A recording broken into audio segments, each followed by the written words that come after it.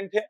CGPSC के जितने भी एग्जाम्स होते हैं उनमें इसका बहुत बड़ा वेटेज है। सीजीपीएससी के एग्जाम्स में जैसे अभी जो प्री का एग्जाम होगा वहां पर लगभग मान के चलिए मिनिमम बोल रहा हूं, जो प्री का एग्जाम होने वाला है मिनिमम बोल रहा हूं 5 से 6 प्रश्न आपको दिखेगा यहां से मिनिमम। अभी का जो पैटर्न है उसके अकॉर्डिंग देखेंगे तो 5 से 6 प्रश्न दिखेगा आपको प्री में। सीजीपीएससी प्री का जो सीसेट का पेपर होगा वहां 5 से 6 प्रश्न आपको दिखेगा। सीजीपीएससी मेंस की बात करेंगे तो मेंस में इसका वेटेज है। मेंस में देखेंगे तो 8 नंबर 10 नंबर तक का प्रश्न डीआई से बनता है। लगभग हर बार 8 नंबर का या 10 नंबर का प्रश्न आपको डीआई से दिखेगा। तो 8 नंबर 10 नंबर का प्रश्न आपको डीआई से हमेशा मेंस में दिखेगा। तो सीजीपीएससी के एग्जाम्स के लिए तो बहुत ही महत्वपूर्ण है। सीजीपीएससी के जो वनडे एग्जाम्स होते हैं, ये तो राज्य सेवा परीक्षा की बात हो गई, स्टेट सर्विस एग्जाम की। जो वनडे एग्जाम्स होते हैं जैसे एसीएफ का एग्जाम हो गया, एई का एग्जाम हो गया, एडीआई का एग्जाम हो गया, एआर का एग्जाम हो गया, ये जो वनडे एग्जाम्स होते हैं सीजीपीएससी के, इन वनडे एग्जाम्स में भी बहुत बड़ा वेटेज है डीआई का। 5-6 प्रश्न आपको यहां पर भी दिखाई देते हैं डीआई के, 5 से 6 प्रश्न जो वनडे एग्जाम्स होते हैं। इनमें मेंस वगैरह होता नहीं है, केवल एक ही प्री का पेपर देना होता है आपको, मेंस वगैरह कुछ नहीं होता इसमें। तो यहां पर भी डीआई का बहुत बड़ा वेटेज है। 5 से 6 प्रश्न यहां पर भी बनते हैं। अभी 5 से 6 प्रश्न बन रहे हैं। 2017 साइड जाएंगे आप, 2017-2018 साइड जाएंगे तो 2017-2018 में तो प्री में 20-20 प्रश्न बने हैं डीआई से, 15 से 20 प्रश्न। 2017 का पेपर देखिए 19 प्रश्न पूछे गए थे 2017 में। 2018 का पेपर देखिए 15 प्रश्न पूछा गया, 2019 में 14-15 प्रश्न पूछा गया। तो 2017, 18, 19 साइड जाएंगे तो प्री में तो 20-20 प्रश्न, 15-15 प्रश्न पूछे गए थे। 21, 22 इन वर्षों में आएंगे तो डीआई का वेटेज को थोड़ा कम कर दिया, 5 से 6 प्रश्न ही पूछ रहा है, 5 से 6 प्रश्न। लेकिन 5 से 6 प्रश्न भी बहुत बड़े हैं अपने आप में कहीं ना कहीं। व्यापम के एग्जाम्स की बात अगर मैं करूं, व्यापम के एग्जाम्स की अगर मैं बात करूं तो व्यापम के गिने चुने एग्जाम्स में मिलेगा डीआई आपको। व्यापम के गिने चुने एग्जाम्स में, सब में डीआई नहीं है। व्यापम के गिने चुने एग्जाम्स जैसे शिक्षक भर्ती परीक्षा में आपको डीआई मिल जाएगा, शिक्षक भर्ती परीक्षा में मिलेगा आपको डीआई। शिक्षक भर्ती परीक्षा के वर्ग 2 में मिलेगा आपको, वर्ग 3 में भी डीआई नहीं है, वर्ग 2 में मिलेगा आपको डीआई। जो सांख्यिकी लिखा हुआ है लास्ट में आपके सिलेबस में वही है पूरा। तो शिक्षक भर्ती परीक्षा के वर्ग 2 में मिलेगा। इसके अलावा अगर व्यापम के एग्जाम्स की बात करें तो लेबर इंस्पेक्टर, फूड इंस्पेक्टर में थोड़ा मोड़ा पूछा गया है इसको। अदरवाइज व्यापम के बाकी एग्जाम्स में आप देखेंगे डीआई नहीं है। जैसे आरआई का एग्जाम देखेंगे डीआई नहीं है, पटवारी में डीआई नहीं है, हॉस्टल वार्डन पढ़ेंगे डीआई नहीं है। तो व्यापम के मैक्सिमम एग्जाम्स में डीआई नहीं है, गिने चुने एग्जाम में डीआई है, एकदम गिने चुने एग्जाम में। सेंट्रल के एग्जाम्स अगर देखेंगे, सेंट्रल के एग्जाम जैसे एसएससी हो गया, रेलवे हो गया, बैंकिंग हो गया, सेंट्रल के एग्जाम्स अगर आप देखेंगे तो सेंट्रल के एग्जाम्स में तो भर भर के है। सेंट्रल के एग्जाम में तो इसका कोई कमी ही नहीं है। आप एसएससी का एग्जाम उठा लीजिए, भरपूर मिलेगा आपको डीआई। रेलवे, बैंकिंग, भरपूर डीआई मिलेगा, बहुत बड़ा वेटेज मिलेगा डीआई का। इसके लिए भी तो बहुत इंपॉर्टेंट हो जाएगा ये। अब डीआई में देखा जाए तो बेसिक यूज क्या होगा, तो डीआई में परसेंटेज का मैक्सिमम यूज होगा। मैक्सिमम यूज जो आप करेंगे डीआई में वो परसेंटेज का करेंगे आप। इसके अलावा थोड़ा मोड़ा यूज होगा आपका एवरेज का, मतलब औसत का। थोड़ा मोड़ा यूज करेंगे आप अनुपात, मतलब रेशियो का। और थोड़ा मोड़ा यूज एकदम नहीं के बराबर यूज होता है लाभ हानि, मतलब प्रॉफिट लॉस का। तो डीआई देखा जाए तो इन चैप्टर्स का ही एप्लीकेशन है। डीआई में डायग्राम्स होंगे, बताऊंगा डीआई क्या होता है, कौन कौन से आपके टॉपिक्स आपके सिलेबस में हैं। लेकिन देखा जाए तो इन 4 चैप्टर का एप्लीकेशन है। मैक्सिमम जो डीआई में एप्लीकेशन दिखेगा आपको वो परसेंटेज का दिखेगा, परसेंटेज का मैक्सिमम एप्लीकेशन। प्रतिशत वृद्धि, प्रतिशत कमी, कौन किसका कितना प्रतिशत है, यही सब आपको मैक्सिमम दिखाई देगा डीआई में। थोड़ा मोड़ा औसत का यूज, थोड़ा मोड़ा अनुपात का यूज, थोड़ा मोड़ा लाभ हानि का यूज, मैक्सिमम यूज परसेंटेज का होगा। तो अगले 15 से 20 मिनट में जो जो चीजें आपको डीआई में आगे जाके मिलने वाली है वो एक जगह पे लिख रहा हूं मैं। उसके बाद कुछ नहीं बचेगा डीआई में, केवल आपको डेटा पिक करना है डीआई के डायग्राम से और परसेंटेज लगा दो उसमें, एवरेज लगा दो उसमें, रेशियो लगा दो उसमें। तो जिन जिन बातों की आवश्यकता पड़ेगी अगले 20 मिनट में वो बातें सारी लिख रहा हूं मैं। परसेंटेज में किन किन बातों को ध्यान में रखना है। जो पढ़ ली है अच्छी बात है, नहीं जो पढ़े नहीं है उनके लिए लिख रहा हूं मैं। जो पढ़ ली है अच्छी बात है, एक बार देख लीजिएगा क्या क्या बातें आपको चाहिए होंगी। एवरेज में क्या क्या बातें आपको चाहिए होंगी, रेशियो में किन किन बातों को ध्यान में रखना है, और प्रॉफिट लॉस में किन किन बातों को ध्यान में रखना है। तो अगले 15 से 20 मिनट में, अभी मैं डीआई स्टार्ट नहीं कर रहा हूं, पहले 15 से 20 मिनट में जो जो चीजों की आवश्यकता होगी वो सारी चीजें लिख रहा हूं, और किस प्रकार से आवश्यकता होगी वो बताऊंगा आपको। चलिए ध्यान से देखेंगे। सबसे पहले बात करता हूं मैं औसत में। एवरेज में आपको क्या पता होना चाहिए? तो एवरेज में, औसत में केवल आपको औसत निकालने का फॉर्मूला पता होना चाहिए।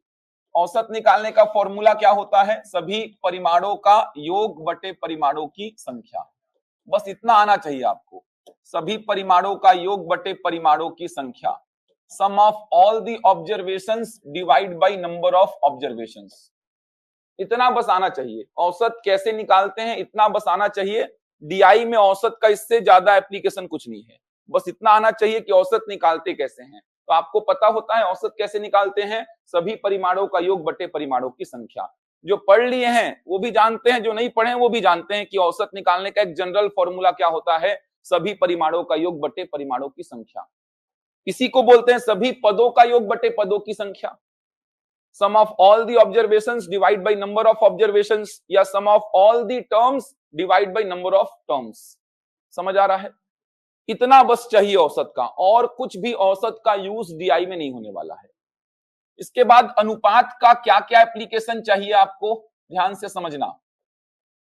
रेशियो का कितना आवश्यकता है ये समझेंगे। रेशियो का, अनुपात का कितना आवश्यकता है। तो रेशियो का कितना आवश्यकता है ध्यान से समझो इधर। रेशियो का केवल इतना आवश्यकता है कि अगर मैं बोलूं कि 50 छात्र कक्षा में हैं, जिसमें लड़के और लड़कियों का रेशियो 3:2 है, लड़के और लड़कियों का जो रेशियो है ये 3:2 है। 50 छात्र अगर कक्षा में हैं जिसमें लड़के और लड़कियों का रेशियो 3:2 है, तो आपको बताने आना चाहिए कि लड़के कितने और लड़कियां कितनी। जैसे अगर मैं बोलूं 100 छात्र कक्षा में हैं, 100 छात्र कक्षा में हैं जिसमें लड़के और लड़कियों का जो रेशियो है, लड़के और लड़कियों का जो रेशियो है वो 4:1 है, तो आपको बताने आना चाहिए कि कक्षा में कितने लड़के और कितने लड़कियां। मान लो किसी दुकान में 2000 मोबाइल फोन्स हैं, इसमें 3 प्रकार के फोन्स हैं, ए प्रकार का फोन, बी प्रकार का फोन और सी प्रकार का फोन। इनका रेशियो है 8:1:1। तो आपको बताने आना चाहिए कि 2000 में ए प्रकार का फोन कितना है, बी प्रकार का फोन कितना है और सी प्रकार का फोन कितना है। कहने का मतलब रेशियो में डिस्ट्रीब्यूशन आपको आना चाहिए, वितरण आपको आना चाहिए। रेशियो में डिस्ट्रीब्यूशन मतलब वितरण आपको आना चाहिए। 50 को 3:2 में बांटना आना चाहिए, 100 को 4:1 में बांटना आपको आना चाहिए, 2000 को 8:1:1 में आपको बांटना आना चाहिए। कैसे बांटते हैं एक तरीका बता रहा हूं, बस ध्यान से देख लेना, इसकी आवश्यकता भी पड़ेगी। कैसे बांटेंगे? जो डेटा गिवन है, क्या दिया है डेटा 50, ये 50 क्या है टोटल, कहने का मतलब 3 और 2 कितना 5, सीधे बोलेंगे ये 5 यूनिट्स का वैल्यू कितना दिया है 50। सीधे ये अप्रोच फॉलो करेंगे। 50 क्या है टोटल वैल्यू, और टोटल वैल्यू कितना है 5, तो 5 यूनिट्स का वैल्यू कितना है 50 है। तो यहां से तुरंत आप क्या करेंगे, एक यूनिट का वैल्यू निकालेंगे। एक यूनिट का वैल्यू कितना हो जाएगा 10। समझ आ रहा है? अब एक यूनिट का वैल्यू अगर निकल चुका है तो जितने यूनिट का वैल्यू आपको चाहिए उतने यूनिट का वैल्यू आप बता सकते हैं। 3 और 2 5, 5 का वैल्यू कितना है 50। 50 क्या है टोटल छात्र, टोटल मतलब लड़के प्लस लड़की मिलाकर के कितने हैं 50। तो लड़के प्लस लड़की मतलब कितना 5, 5 यूनिट्स का वैल्यू कितना है 50, तो एक का वैल्यू कितना हो जाएगा 10। अब एक का वैल्यू 10, अगर लड़के चाहिए मुझे, लड़के मतलब कितना यूनिट 3, तो एक का वैल्यू अगर 10 है तो 3 का वैल्यू कितना हो जाएगा 30। लड़कियां मतलब कितना यूनिट्स 2, तो एक का वैल्यू अगर 10 है तो 2 का वैल्यू कितना हो जाएगा 20। समझ आ रहा है? इस प्रकार से बांटना है आपको, आवश्यकता पड़ेगी इसकी। कर पाएंगे यहां पे काम? 100 क्या है? टोटल वैल्यू, टोटल छात्र, मतलब 4 और 1 कितना? 5। 5 यूनिट्स का वैल्यू कितना? 100। तो यहां से 1 यूनिट का वैल्यू कितना हो जाएगा? 100/5 यानी कितना? 20। 1 का वैल्यू मिल गया। अब मुझे लड़के चाहिए बॉयस, मतलब कितना? 4 यूनिट्स। तो 4 यूनिट्स का वैल्यू कितना? 4 इंटू 20 मतलब कितना? 80। लड़कियां मतलब कितना यूनिट? 1 यूनिट। 1 यूनिट का वैल्यू कितना? 20। ये तरीका याद रखेंगे आप, रेशियो में डिस्ट्रीब्यूट करने का ये तरीका याद रखेंगे। यहां देखिए 2000 को बांटना है 8:1:1 में, तो आप बोलेंगे 2000 क्या है? टोटल। 8 1 9 1 10। 10 यूनिट्स का वैल्यू कितना बोलेंगे? 2000। अब 10 यूनिट्स का वैल्यू 2000, तो 1 यूनिट का वैल्यू बता देंगे 2000 बटा कितना? 10 यानी कि 200। ए प्रकार का फोन यानी कितने यूनिट का वैल्यू? 8। तो 8 यूनिट्स का वैल्यू कितना? 8 इंटू 200 यानी कितना हो जाएगा? 1600। बी प्रकार का फोन यानी 1 यूनिट का वैल्यू कितना? 200। सी प्रकार का फोन यानी 1 यूनिट का वैल्यू कितना? 200। समझ पा रहे हैं? कर पाएंगे काम ये? इतनी ही आवश्यकता पड़ेगी रेशियो की बस। और रेशियो में होने को तो रेशियो बहुत कुछ है, रेशियो पूरा एक चैप्टर है, लेकिन डीआई में इतनी ही आवश्यकता रेशियो की पड़ेगी। डीआई में इतनी आवश्यकता। कर पाएंगे ये काम? रेशियो में डिस्ट्रीब्यूट करना है आपको 50 को 3:2 में। वही बात हो गई यार, 50 रुपया को ए और बी में 3:2 में बांटना है। 50 रुपया को ए और बी में 3:2 में बांटना है, तो ए को कितना रुपया मिलेगा? 30 और बी को कितना मिलेगा? 20। 100 रुपया को ए और बी में 4:1 में बांटना है, तो ए को कितना मिलेगा? 80 और बी को कितना? 20। 2000 रुपए को ए बी सी में बांटना है 8:1:1 में, तो ए को कितना मिलेगा? 1600, बी को 200 और सी को कितना? 200। कर पाएंगे? इतनी ही आवश्यकता बस है। बढ़ूं आगे। परसेंटेज में क्या क्या आवश्यकता पड़ेगी वो देखते हैं। सबसे ज्यादा इंपॉर्टेंट परसेंटेज है। आज तो केवल परसेंटेज की आवश्यकता ही पड़ेगी।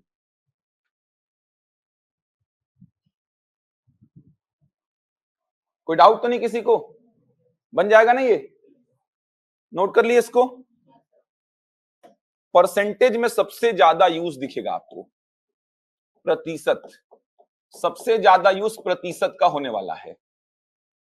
अब ध्यान से समझना प्रतिशत में किन किन बातों की आवश्यकता पड़ेगी। सबसे पहली बात, इस प्रकार के स्टेटमेंट याद करो जिनका हो गया है। अगर मैं बोलूं 400 500 का कितना प्रतिशत है? 400 500 का कितना प्रतिशत है? 400 is what percentage of 500? 400 is what percentage of 500? कर पाएंगे? 400 जो है 500 का कितना परसेंट है? कितना परसेंट बताएंगे? 80% बताएंगे। 400 500 का 400 is what percentage of 500? आपके एग्जाम में 500 नंबर में आपने 400 नंबर प्राप्त किया है, तो आपका परसेंट कितना बना है? वही बात बोल रहा है। 500 नंबर का पेपर हुआ, आपने कितना प्राप्त किया? 400। तो परसेंटेज कितना बना? कैसे निकालोगे?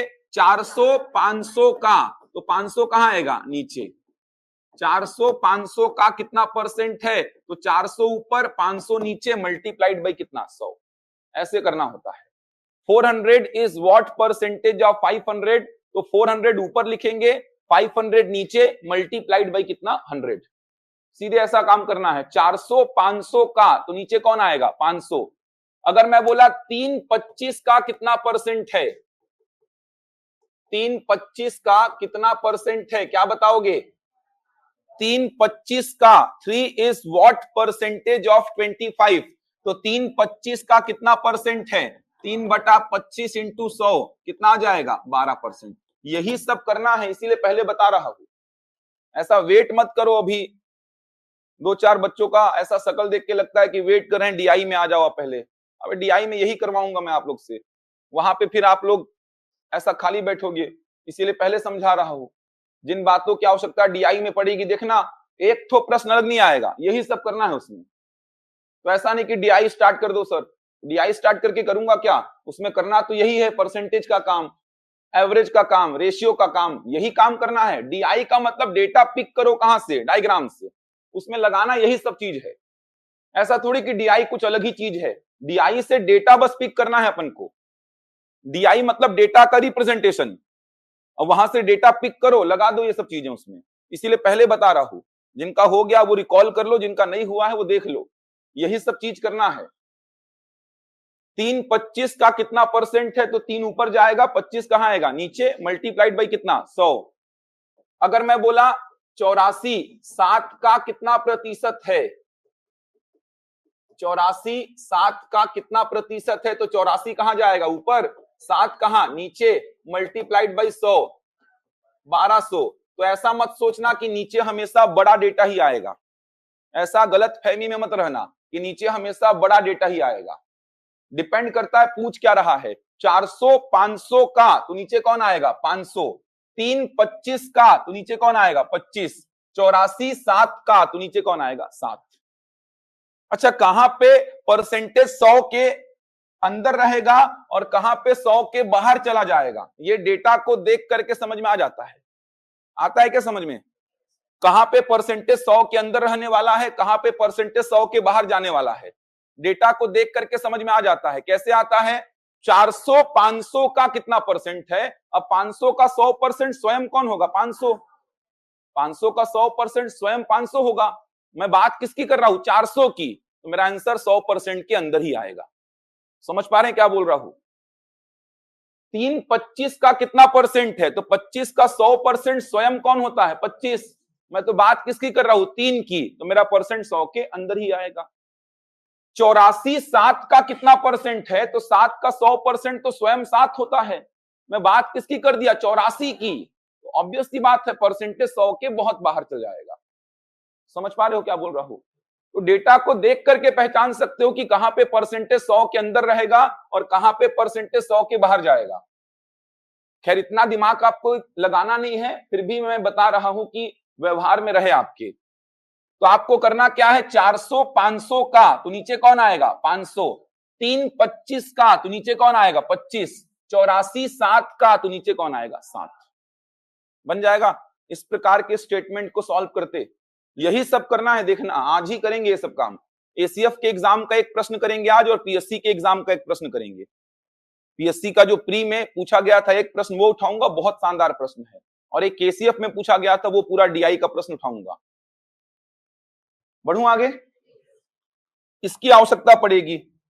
इसके बाद और किसकी आवश्यकता पड़ेगी, देखो याद करो, 25 रुपया निवेश किया था, बढ़कर हो गया 28, याद है?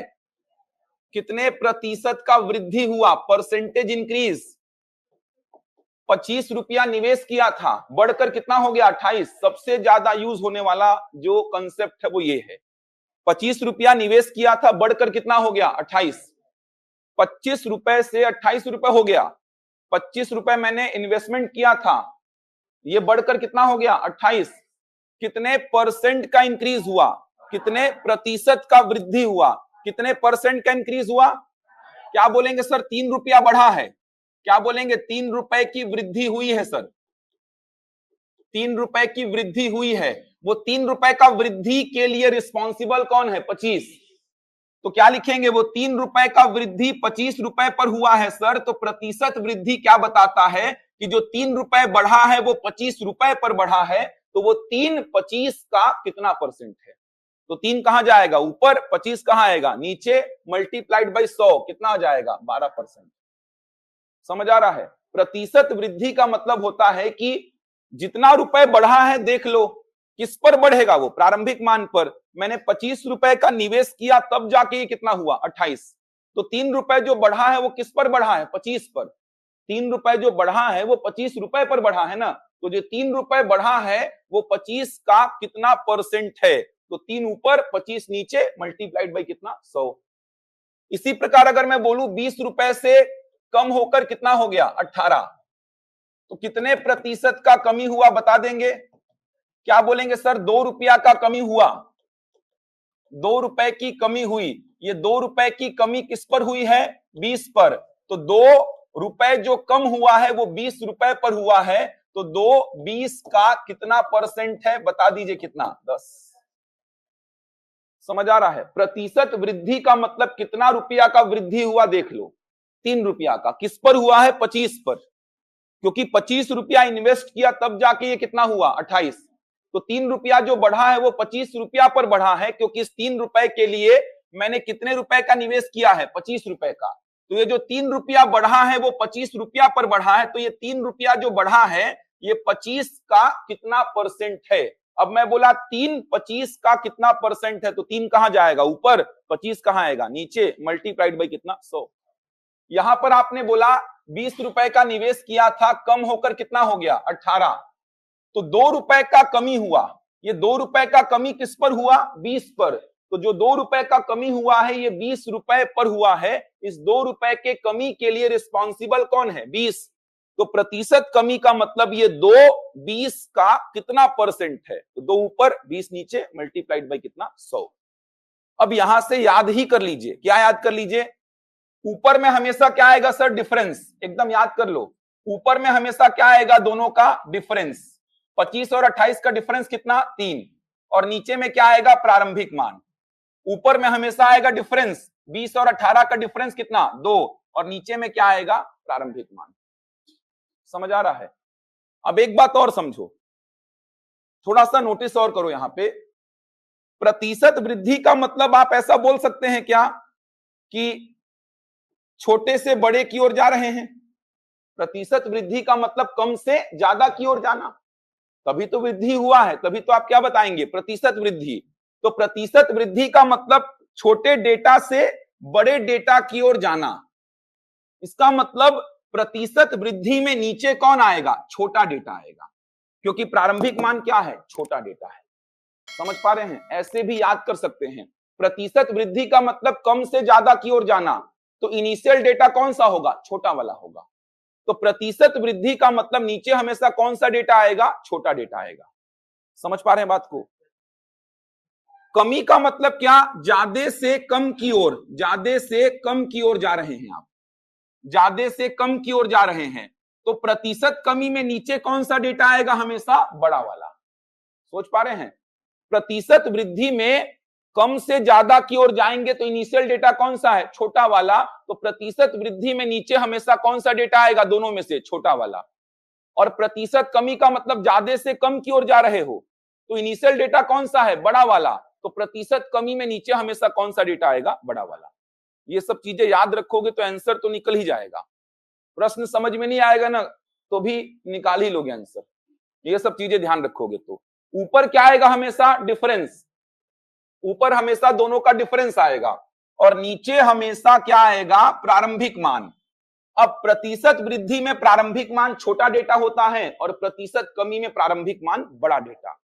कमी का मतलब ज्यादा से कम की ओर, तो प्रारंभिक मान कौन सा है? बड़ा डेटा। प्रतिशत वृद्धि का मतलब कम से ज्यादा की ओर, तो प्रारंभिक मान क्या है? छोटा डेटा। समझ पा रहे हैं? बाकी इतना भी ध्यान रखिए, प्रतिशत वृद्धि क्या बताता है? 3 रुपए का वृद्धि हुआ किस पर? 25 पर। तो वो 3 25 का कितना परसेंट है? तो 3/25 इंटू 100। प्रतिशत कमी का मतलब 2 रुपए का जो कमी हुआ किस पर हुआ? 20 पर। तो वो 2 20 का कितना परसेंट है? 2/20 इंटू 100 बन जाएगा। अब एक बात ये भी समझो कि प्रतिशत वृद्धि को ही क्या बोला जाता है? प्रतिशत अधिक। प्रतिशत अधिक, कंफ्यूज मत होना। वृद्धि और अधिक दोनों एक ही बात है। वृद्धि और अधिक दोनों एक ही बात है। जैसे अगर मैं बोलूं मेरे सैलरी में 1000 रुपए की वृद्धि हो गई इस महीने, समझना बात को, मेरे सैलरी में 1000 रुपए की वृद्धि हो गई इस महीने, या फिर मैं ऐसा बोलूं इस महीने मुझे सैलरी 1000 रुपए अधिक मिली है, बात तो एक ही है दोनों। इस महीने मेरे सैलरी में 1000 रुपए की वृद्धि हो गई ऐसा बोलूं, या फिर ऐसा बोलूं कि इस महीने मुझे सैलरी 1000 रुपए अधिक मिली है, बात तो एक ही है ना। इसका मतलब पिछले महीना 10,000 मिला था तो इस महीना कितना मिलेगा? 11,000। यही तो मतलब हो रहा है। इस महीने मेरे सैलरी में 1000 रुपए की वृद्धि हो गई ऐसा बोलूं, या फिर इस महीने मुझे सैलरी 1000 रुपए अधिक मिली है ऐसा बोलूं, एक ही बात है। तो वृद्धि के परसेंट को ही आप क्या बोलते हैं? अधिक का परसेंट। समझ आ रहा है? कितने परसेंट अधिक है ऐसा बोला, मतलब यही चीज पूछना चाह रहा है। देखना प्रश्न कैसा आएगा, ध्यान से समझना, ध्यान से समझना प्रश्न कैसा आएगा। मान लो 25 लड़के हैं किसी कक्षा में, ध्यान से समझेंगे। 25 लड़के हैं किसी कक्षा में और 28 लड़कियां हैं। 25 लड़के हैं और 28 लड़कियां हैं। अब ध्यान से समझेंगे क्या पूछ रहा हूं मैं पूछा लड़कियों की संख्या लड़कों की संख्या से कितने प्रतिशत अधिक है।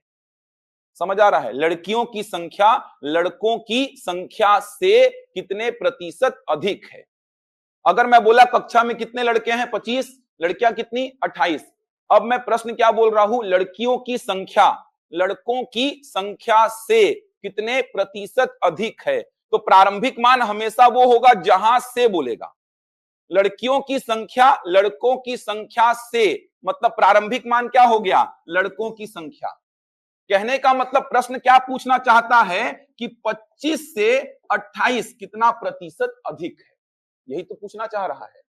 समझ आ रहा है? लड़कों की संख्या से मतलब प्रारंभिक मान क्या बनेगा, लड़कों की संख्या। वापस से बोल रहा हूं, लड़के कितने हैं देखो 25, मैं यहां पे डेटा दे दिया, लड़के 25 और लड़कियां हैं 28। अब मैं प्रश्न क्या बोला, लड़कियों की संख्या लड़कों की संख्या से कितने प्रतिशत अधिक है। लड़कियों की संख्या लड़कों की संख्या से कितने प्रतिशत अधिक है, कहां से, लड़कों की संख्या से। तो प्रारंभिक मान क्या बनेगा, लड़कों की संख्या। तो लड़कों की संख्या प्रारंभिक मान, हमेशा प्रारंभिक मान को लेफ्ट हैंड साइड लिखेंगे। तो 25 से 28 कितना प्रतिशत अधिक है, तो आप बोलेंगे 3 अधिक है। किस पर कैलकुलेट होगा, 25 पर। 3/25 इंटू 100 कितना हो जाएगा, 12%। समझ आ रहा है? जहां से बोलेगा ना वो हमेशा क्या होगा, प्रारंभिक मान। और प्रारंभिक मान को आप हमेशा किधर लिखेंगे, लेफ्ट साइड। जहां से बोलेगा। मान लो फंस गए एग्जाम में, भूल गए कि प्रारंभिक मान में क्या बताए थे सर, याद नहीं आ रहा है। जनरली जहां से बोलेगा उसी को लेना है प्रारंभिक मान, लेकिन भूल गए। लेकिन ये याद है कि कितना प्रतिशत अधिक बोला है, कितना प्रतिशत अधिक, कितना प्रतिशत अधिक बोला है, मतलब ऑब्वियस सी बात है प्रारंभिक मान कौन सा डेटा होगा, छोटा वाला। क्योंकि प्रतिशत अधिक का मतलब कम से ज्यादा की ओर ही जाएंगे आप। ऐसी नौबत नहीं आएगी, लेकिन आ गई तो बोल रहा हूं। प्रतिशत वृद्धि पूछा प्रश्न में, प्रतिशत अधिक पूछा प्रश्न में, इसका मतलब ऑब्वियस सी बात है जो छोटा डेटा होगा वो क्या होगा, प्रारंभिक मान, और जो बड़ा डेटा होगा वो क्या होगा, अंतिम मान होगा।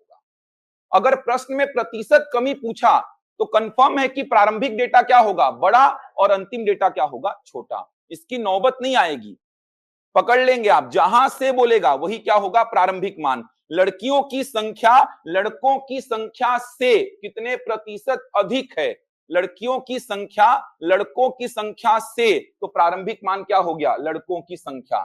25 से 28 कितना प्रतिशत अधिक है, यही पूछना चाहता है। 25 से 28 कितना प्रतिशत अधिक है, ये पूछना चाहता है। तो बता देंगे 25 से 28 कितना प्रतिशत अधिक है, 12%। सबसे ज्यादा यूज होने वाला है ये, ध्यान रखिएगा। हमेशा इधर प्रारंभिक मान लिखना है, इधर अंतिम मान। जहां से बोलेगा, ध्यान रखिएगा, जहां से बोलेगा वही क्या होगा, प्रारंभिक मान। इसके अलावा अगर फंस गए, भूल गए, तो बोला हूं कि प्रतिशत वृद्धि पूछा प्रश्न में या प्रतिशत अधिक पूछा, तो हमेशा छोटा डेटा क्या होगा, प्रारंभिक मान, बड़ा डेटा क्या होगा, अंतिम मान। प्रतिशत कमी बोला मतलब बड़ा डेटा होगा प्रारंभिक मान और छोटा डेटा होगा अंतिम मान। क्योंकि प्रतिशत वृद्धि का मतलब ऐसा, छोटे से बड़े की ओर जा रहे हैं, वृद्धि हुआ, तभी तो बता पाएंगे प्रतिशत वृद्धि। प्रतिशत कमी का मतलब ऐसा, बड़े से छोटे की ओर जा रहे हैं, कमी हुआ, तभी तो बता पाएंगे प्रतिशत कमी। समझ पा रहे हैं? देखना अभी 3 एग्जाम्पल में लिख रहा हूं।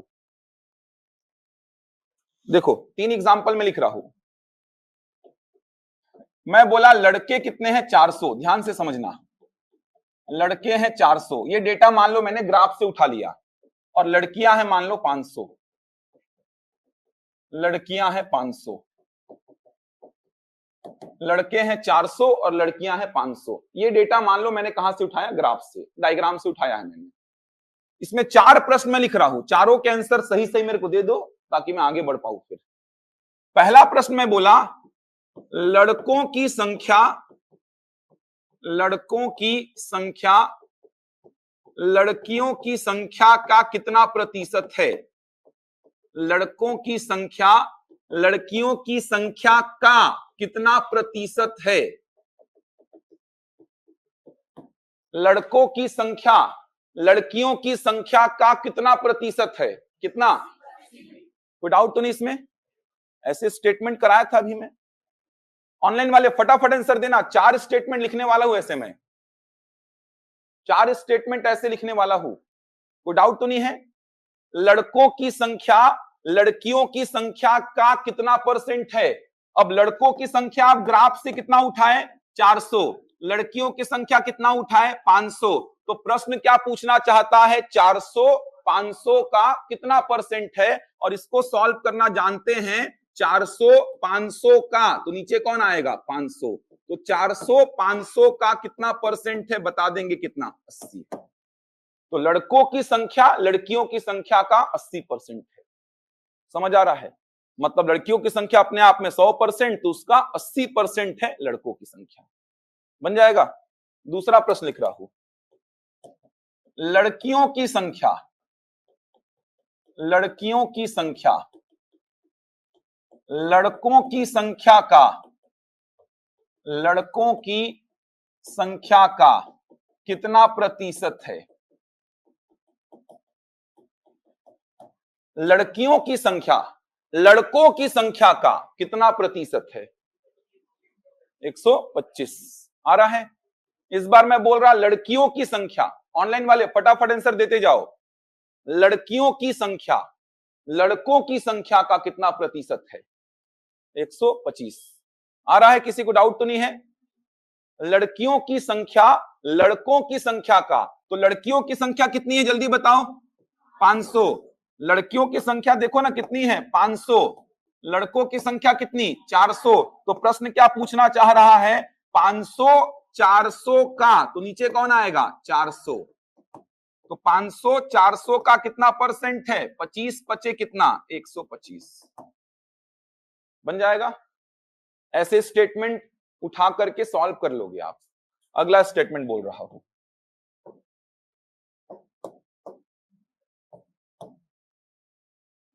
लड़कियों की संख्या लड़कियों की संख्या लड़कों की संख्या से लड़कों की संख्या से कितने प्रतिशत अधिक है?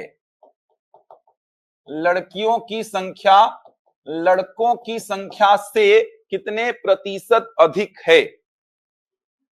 लड़कियों की संख्या लड़कों की संख्या से कितने प्रतिशत अधिक है? आ रहा है? यही सब करवाऊंगा, देखना अभी डीआई में आऊंगा तो आज भी यही सब करेंगे अपन। बोलो भाई जल्दी से। 25 की 20? 25। आराम से बनाओ भाई। लड़कियों की संख्या लड़कों की संख्या से 25 आएगा ना? ध्यान रखिएगा। लड़कियों की संख्या लड़कों की संख्या से कितने प्रतिशत अधिक है? तो लड़कियों की संख्या लड़कों की संख्या से, कहां से? लड़कियों की संख्या लड़कों की संख्या से, तो प्रारंभिक मान क्या होगा? लड़कों की संख्या। जहां से बोलेगा वो प्रारंभिक मान। कहने का मतलब 400 से 500 कितना प्रतिशत अधिक है, ये पूछ रहा है। 400 से 500 कितना प्रतिशत अधिक है? तो बता दोगे ना यार, कितना अधिक है? 100। नीचे क्या? 400 मल्टीप्लाइड बाई 100 कितना आ जाएगा? ये 4 से 100 को काटूंगा तो क्या आएगा? 25। समझ आ रहा है? जहां से बोलेगा वही होगा प्रारंभिक मान। वैसे तो कितना प्रतिशत अधिक है बोला है, मतलब प्रारंभिक मान क्या? छोटा डेटा, अंतिम मान क्या? बड़ा डेटा। ऐसे भी लॉजिक लगा सकते हैं। तो लड़कियों की संख्या लड़कों की संख्या से कितने प्रतिशत अधिक है? तो लड़कियों की संख्या लड़कों की संख्या से, कहां से? लड़कों की संख्या से। तो इधर पे प्रारंभिक मान लड़कों की संख्या 400, लड़कियों की संख्या 500। तो प्रश्न क्या बोल रहा है?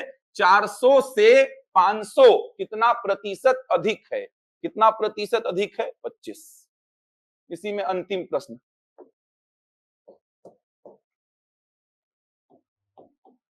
लड़कों की संख्या लड़कों की संख्या लड़कियों की संख्या से लड़कों की संख्या लड़कियों की संख्या से कितने प्रतिशत कम है?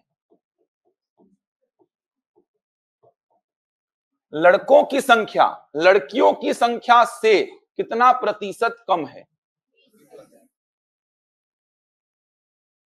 लड़कों की संख्या लड़कियों की संख्या से कितना प्रतिशत कम है? 20% आ रहा है। लड़कों की संख्या लड़कियों की संख्या से, कहां से? लड़कियों की संख्या से। तो लड़कियों की संख्या कितनी? 500। 500 से 400 कितना प्रतिशत कम है? तो बता देंगे 100 कम है। नीचे क्या आएगा? 500 मल्टीप्लाइड बाई कितना? 100। कितना आ जाएगा? 5 से काटेंगे 100 को 20। इतना क्लियर है तो डीआई क्लियर है। फिर आपको यही सब करना है अपन को। डेटा उठा उठा के यही करवाऊंगा अभी आपसे। देख लो चारों में कोई डाउट तो नहीं कहीं पे? कौन किसका कितना परसेंट है इसमें डिफरेंस नहीं आता ऊपर में। सीधे 400 500 का कितना परसेंट है तो सीधे ऊपर कौन आएगा? 400, नीचे कौन? 500 मल्टीप्लाइड बाई 100।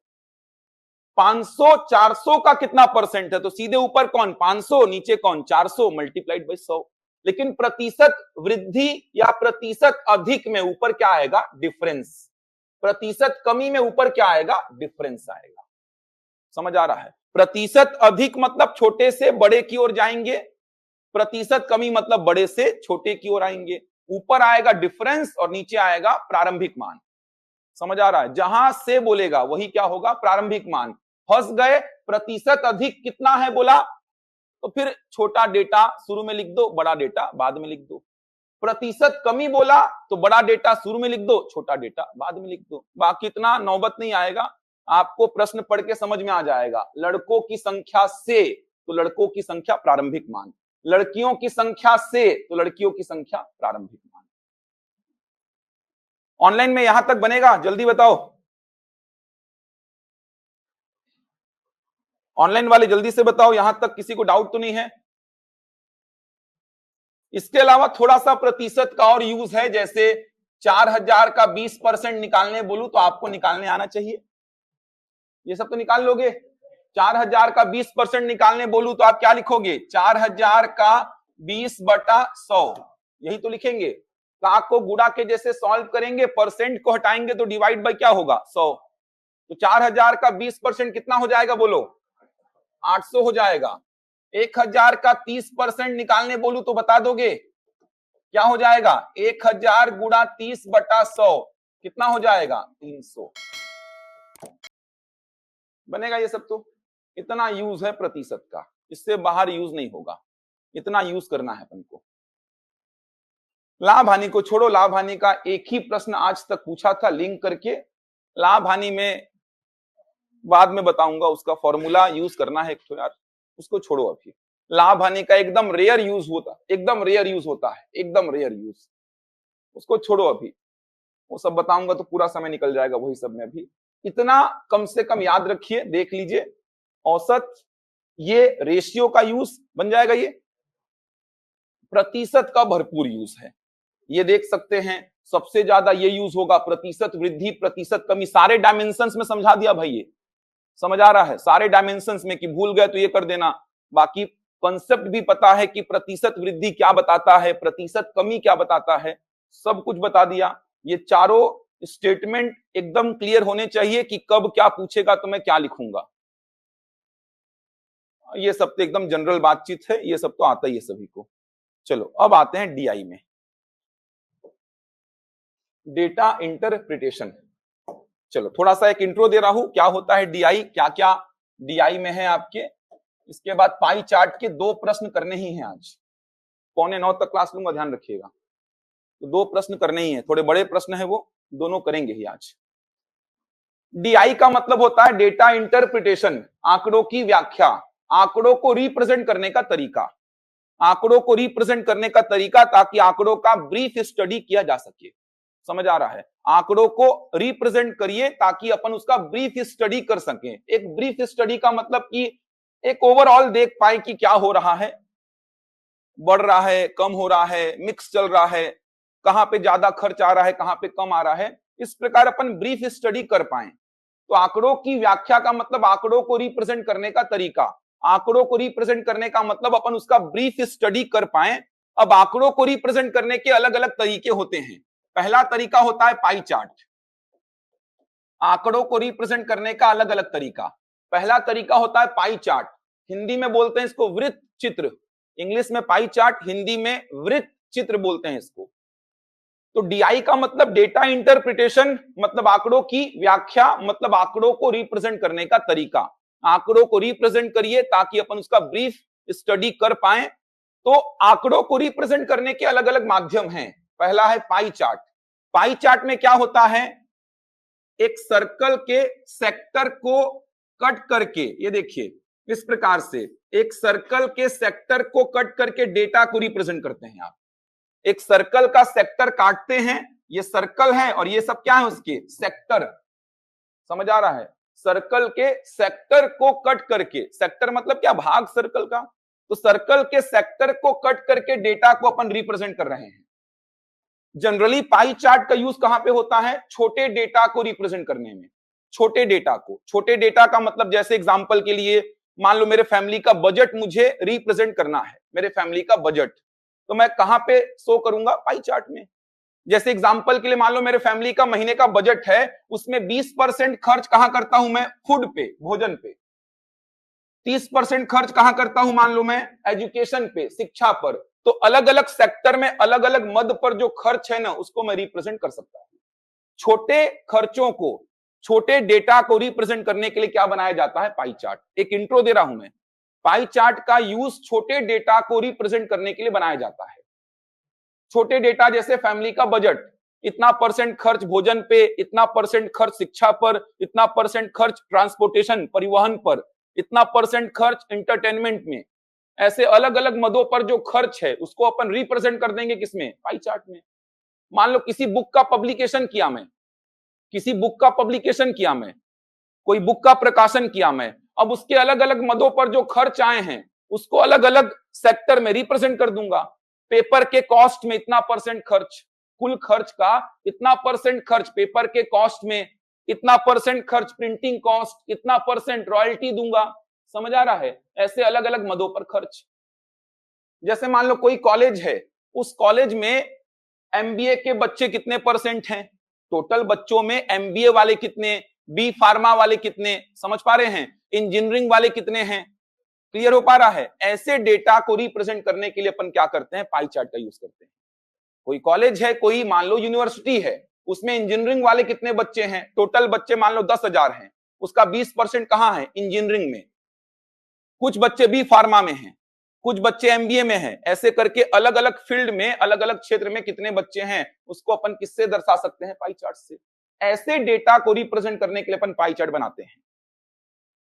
अब पाई चार्ट, पूरे पाई चार्ट का वैल्यू परसेंट में कितना हो जाएगा, 100%। डेटा या तो परसेंट में शो करेगा या तो डिग्री में शो करेगा, या तो डेटा परसेंट में शो करेगा या तो डिग्री में। परसेंट में शो करेगा मतलब पूरे पाई चार्ट का वैल्यू 100%, डिग्री में शो करेगा तो पूरे पाई चार्ट का वैल्यू कितना, 360 डिग्री। अगर परसेंट में शो करेगा तो पूरे पाई चार्ट का वैल्यू 100%, क्योंकि कोई भी अपने आप में संपूर्ण मतलब 100% है। तो परसेंट में शो किया मतलब 100%, डिग्री में शो किया मतलब 360 डिग्री, पूरे पाई चार्ट का वैल्यू। दूसरा जो है वो है bar graph. Bar graph Hindi में बोलते हैं दंड आलेख, इंग्लिश में बार ग्राफ बोलते हैं। दंड आलेख में क्या होता है, एक्स और वाई एक्सिस में इस प्रकार से दंड आलेख बना करके डेटा को रिप्रेजेंट किया जाता है। ये देखो, इस प्रकार से दंड आलेख बना करके डेटा को रिप्रेजेंट करते हैं। ऐसे एक्स और वाई एक्सिस में ऐसे दंड आलेख खींचे जाते हैं और डेटा को रिप्रेजेंट किया जाता है। जैसे बड़े बड़े जो इंस्टीट्यूट होते हैं, जो इंडस्ट्री होती हैं, ऑर्गेनाइजेशन होते हैं, वो दंड आलेख का बहुत यूज करते हैं। जैसे मान लो कोई इंडस्ट्री है जो कार का उत्पादन कर रही है, कोई इंडस्ट्री है जो कार का उत्पादन कर रही है, कार का उत्पादन। अब 2002 में मान लो उसने 800 कार का उत्पादन किया, 2003 में उसने 600 कार का उत्पादन किया, 2004 में उसने 1200 कार का उत्पादन किया, 2005 में उसने 1500 कार का उत्पादन किया। तो अलग अलग वर्षों के उत्पादन को बार ग्राफ में दर्शा रहा है। समझ पा रहे हैं? तो बड़े बड़े इंडस्ट्री में, बड़े बड़े ऑर्गेनाइजेशन में, इंस्टीट्यूट में यूज होता है बार ग्राफ का। क्लियर हो पा रहा है? जैसे मान लो दो कंपनी हैं, उनके उत्पादन को दर्शाना है तो डबल बार ग्राफ बना दूंगा मैं। समझ आ रहा है? तीन कंपनी हैं, उनके उत्पादन को दर्शाना है तो ट्रिपल बार ग्राफ बना दूंगा मैं। एक ही कंपनी के आय और व्यय को दर्शाना है तो डबल बार ग्राफ। एक ही कंपनी के आयात और निर्यात को दर्शाना है, डबल बार ग्राफ बना दूंगा मैं। डबल बार ग्राफ ज्वाइंट रहेगा, ऐसा दो दो बार ग्राफ ऐसा ज्वाइंट रहेगा। तो बार ग्राफ का यूज इस प्रकार के डेटा में जनरली होता है। आय और व्यय को दर्शा दो अलग अलग वर्षों में, आयात और निर्यात को दर्शा दो, उत्पादन को दर्शा दो। जनरली ऐसे डेटा में बार ग्राफ का यूज होता है। तीसरा होता है लेखा चित्र। हिंदी में लेखा चित्र बोलते हैं, अंग्रेजी में बोलते हैं इसको लाइन ग्राफ। लेखा चित्र, इंग्लिश में लाइन ग्राफ बोलते हैं। लाइन ग्राफ में क्या होता है, एक्स और वाई एक्सिस में इस प्रकार से लाइन ग्राफ बना करके डेटा को रिप्रेजेंट किया जाता है। समझ आ रहा है? अब लाइन ग्राफ अपन बड़े बड़े इंस्टीट्यूट में, ऑर्गेनाइजेशन में, इंडस्ट्री में ही बनाते हैं, जहां पे ब्रीफ स्टडी कर पाए कि आय में क्या हो रहा है, वृद्धि हो रहा है कि कमी हो रहा है, ऐसा ग्रोथ हो रहा है कि ऐसा फॉल भी आ रहा है। तो ये ब्रीफ स्टडी करने के लिए अपन ऐसा लाइन ग्राफ बनाते हैं। तो ये दोनों का करीबन बराबर यूज ही होता है। लेखा चित्र का एक खास यूज है, एक खास उपयोग है इसका, समझाऊंगा जब पढ़ाऊंगा इसको तब। वाई एक्सिस में इसमें जनरली अपन रेशियो को रिप्रेजेंट करते हैं ना, तो इसका खास यूज हो जाता है, फिर समझाऊंगा इसको। लेखा चित्र लाइन ग्राफ जब पढ़ाऊंगा तो देखना वाई एक्सिस पे रेशियो दिया रहेगा, रेशियो। वो रेशियो आय और व्यय का हो सकता है, आयात और निर्यात का। ये बहुत खास है, देखना ये एक बहुत खास यूज है लाइन ग्राफ का। अपन पढ़ेंगे तब देखना वाई एक्सिस पे जनरली वो क्या रिप्रेजेंट करेगा, रेशियो को। आय और व्यय का रेशियो कहां रहेगा, वाई एक्सिस पे। आयात और निर्यात का रेशियो कहां रहेगा, वाई एक्सिस पे। पढ़ाऊंगा उसको। अभी एक इंट्रो दे रहा हूं मैं कि पाई चार्ट कैसा दिखता है, कैसे डेटा को इसमें रिप्रेजेंट करते हैं, बार ग्राफ कैसा दिखता है, लाइन ग्राफ कैसा दिखता है, कैसे कैसे डेटा में कैसा कैसा ग्राफ खींचना है आपको। अंतिम आता है एक सारणीयन। अंतिम में एक है सारणीयन, जिसको बोलते हैं टेबुलेशन। सारणीयन, टेबुलेशन। सारणीयन मतलब टेबुलेशन, टेबल के माध्यम से डेटा को रिप्रेजेंट करते हैं। ये देखिए, टेबल के माध्यम से इस प्रकार से टेबल बना करके डेटा को रिप्रेजेंट करते हैं, टेबल के माध्यम से। अब इसका यूज कब करते हैं, जब डेटा बहुत सारा होगा आपके पास, छोटा छोटा डेटा बहुत सारा होगा। जैसे एग्जांपल के लिए मान लो विद्यार्थी ए है, बी है, सी है, डी है, ई है। इनका गणित का नंबर, इनका हिंदी का नंबर, इनका अंग्रेजी का नंबर, इनका विज्ञान का नंबर। अलग अलग विद्यार्थियों का अलग अलग विषय में नंबर आपको शो करना है। अलग अलग विद्यार्थियों का अलग अलग विषय में नंबर शो करना है, तो आप पाई चार्ट का उपयोग तो करोगे नहीं, ना ही बार ग्राफ का, ना ही लाइन ग्राफ का। क्या करोगे, टेबल। जनरली अपन ऐसी जानकारी को टेबल के माध्यम से ही रिप्रेजेंट करते हैं। ये देखिए, ए का गणित में कितना नंबर, हिंदी में कितना, अंग्रेजी में कितना, विज्ञान में कितना। उसी प्रकार बी का अलग अलग विषय में नंबर, सी का अलग अलग विषय में नंबर, डी का अलग अलग विषय में नंबर और ई का अलग अलग विषय में नंबर। तो जब बहुत सारे छोटे छोटे डेटा होंगे तो ऐसी जानकारी को रिप्रेजेंट करने के लिए अपन क्या बनाएंगे, सारणीयन बनाएंगे। ये 4 टॉपिक हैं आपके सिलेबस में, पाई चार्ट, दंडालेख, लेखा चित्र और सारणीयन। समझ आया? इसको बताने के पीछे का कारण यह था कि शिक्षक भर्ती वाले जो बच्चे हैं, उनका जो टेट का एग्जाम होता है उसमें डेटा बता देगा और पूछेगा इसके लिए कौन सा डायग्राम उपयुक्त होगा। देखे होंगे ऐसा कभी, अगर पढ़े होंगे तो आप लोग, टेट का एग्जाम में बैठे होंगे तो ऐसे बहुत सारे प्रश्न दिखेंगे आपको, आंकड़े दे देगा आपको, बनवाएगा नहीं आपसे, आंकड़े दे देगा और बोलेगा इसके लिए कौन सा डायग्राम बनाना उचित रहेगा, वृत्त चित्र, दंडालेख, लेखा चित्र या सारणीयन, ऐसे ऑप्शंस रहते हैं। इसीलिए एक जानकारी दे रहा था कि किस प्रकार के डेटा में किस प्रकार का डायग्राम आपको बनाना है। इसीलिए जानकारी दे रहा था कि किस प्रकार का डेटा रहेगा तो कैसा डायग्राम खींचना होता है आपको। सीजीपीएससी मेंस के एग्जाम में जाएंगे तो आपको पाई चार्ट ड्रॉ करना पड़ता है, प्रॉपर पूरा ड्रॉ करना पड़ता है। डेटा दे देगा, उस डेटा में कैलकुलेशन करके पाई चार्ट ड्रॉ करना पड़ता है। मेंस का प्रश्न है सीजीपीएससी मेंस में, हर ऑल्टरनेट ईयर में पूछा है 8 नंबर का, 4 नंबर का। पाई चार्ट ड्रॉ करने बोलेगा आपको। इसीलिए जानकारी बता रहा था कि कहां पे किस प्रकार का डायग्राम बनाएंगे आप। बन जाएगा यहां तक। हेडिंग डालो पाई चार्ट, क्वेश्चन लिखो इसका। सीधे क्वेश्चन में आते हैं। क्वेश्चन के माध्यम से ही अपन छोटी छोटी चीजों को सीखेंगे। अब देखिए एसीएफ का जो प्रश्न था उसको लिखेंगे।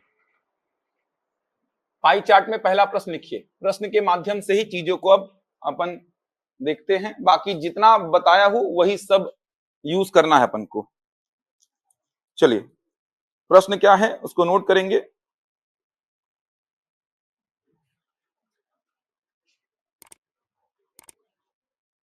लिखिए पाई चार्टों का अध्ययन करें। पाई चार्टों का, दो पाई चार्ट दिए हैं। पाई चार्टों का अध्ययन करें और निम्नलिखित प्रश्नों के उत्तर दें। पाई चार्टों का अध्ययन करें और निम्नलिखित प्रश्नों के उत्तर दें। पाई चार्टों का अध्ययन करें और निम्नलिखित प्रश्नों के उत्तर दें। और निम्नलिखित प्रश्नों के उत्तर दें। पाई चार्टों का अध्ययन करें और निम्नलिखित प्रश्नों के उत्तर दें। नीचे लिखिए जानकारी जो दी गई है।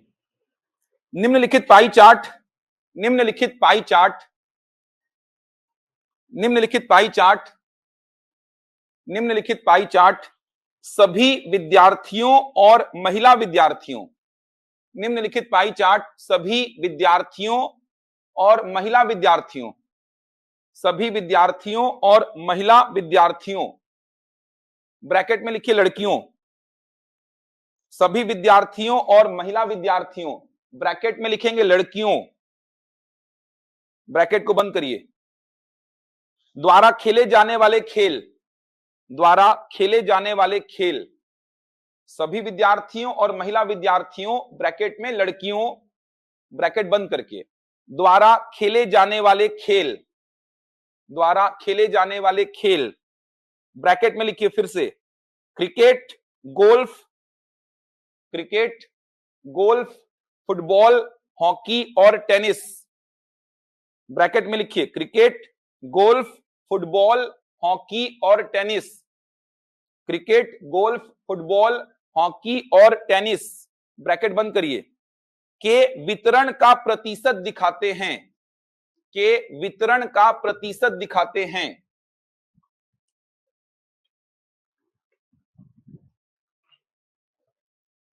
के वितरण का प्रतिशत दिखाते हैं। तो निम्नलिखित पाई चार्ट सभी विद्यार्थियों और महिला विद्यार्थियों मतलब लड़कियों द्वारा खेले जाने वाले खेल क्रिकेट, गोल्फ, फुटबॉल, हॉकी और टेनिस के वितरण का प्रतिशत दिखाते हैं। चलो बनाओ पहला पाई चार्ट बनाइए।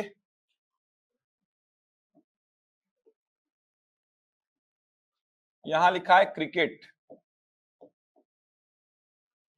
35%। यहां लिखा है गोल्फ, गोल्फ 12%। यहां लिखा है फुटबॉल, फुटबॉल 14%। हॉकी 15%। टेनिस 24%।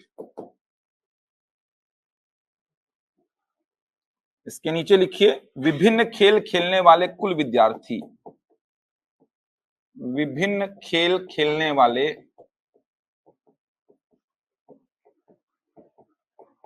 विभिन्न खेल खेलने वाले कुल विद्यार्थी 6000। मतलब पूरे पाई चार्ट का वैल्यू कितना है 6000। टोटल विद्यार्थी कितने हैं 6000। समझ आ रहा है? यही तो बताना चाह रहा है। विभिन्न खेल खेलने वाले कुल विद्यार्थी कितने हैं 6000। अब 6000 में से 35% लोग क्या खेलते हैं क्रिकेट। 6000 में से 12% लोग क्या खेलते हैं गोल्फ। 6000 का 14% लोग फुटबॉल खेलते हैं। 6000 का 15% लोग हॉकी खेलते हैं और 6000 का 24% लोग टेनिस खेलते हैं। अगला पाई चार्ट इसी के बाजू में ड्रॉ करिए।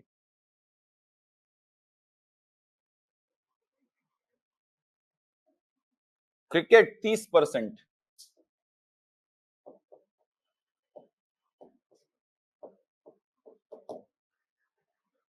8% गोल्फ,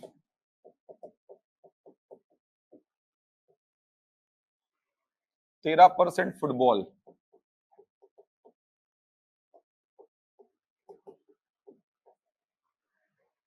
14% हॉकी,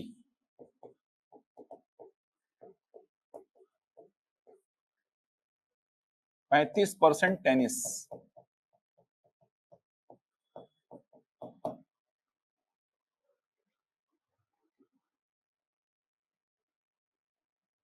इसके नीचे लिखिए विभिन्न खेल खेलने वाली कुल लड़कियां,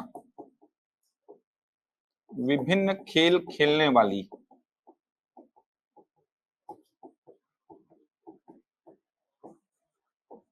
कुल लड़कियां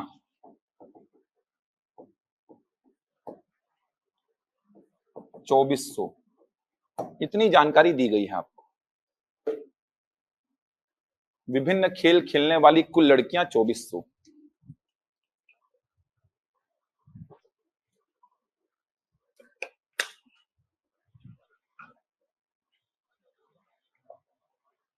हो गया।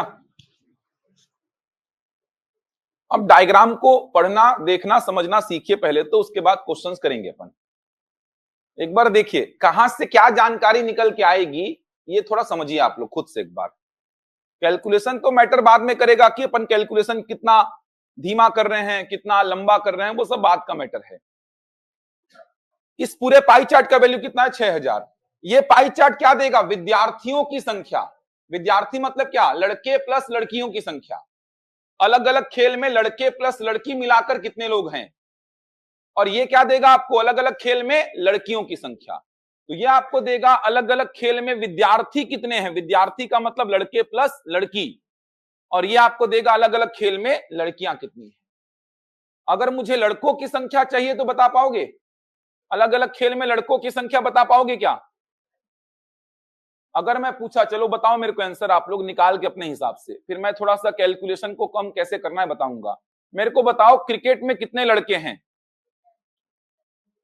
इतना ओरली नहीं बनेगा भाई, थोड़ा सा अपने डायग्राम को देखिए। क्रिकेट खेलने वाले लड़कों की संख्या निकाल के बताओ मेरे को। क्रिकेट खेलने वाले लड़कों की संख्या निकाल के बताओ मेरे को। क्रिकेट खेलने वाले लड़कों की संख्या, लड़कों की संख्या, क्रिकेट खेलने वाले लड़कों की संख्या निकाल के बताओ खुद से, एक बार सोचो आप लोग। क्रिकेट खेलने वाले लड़कों की संख्या कितना आ रहा है? 2100।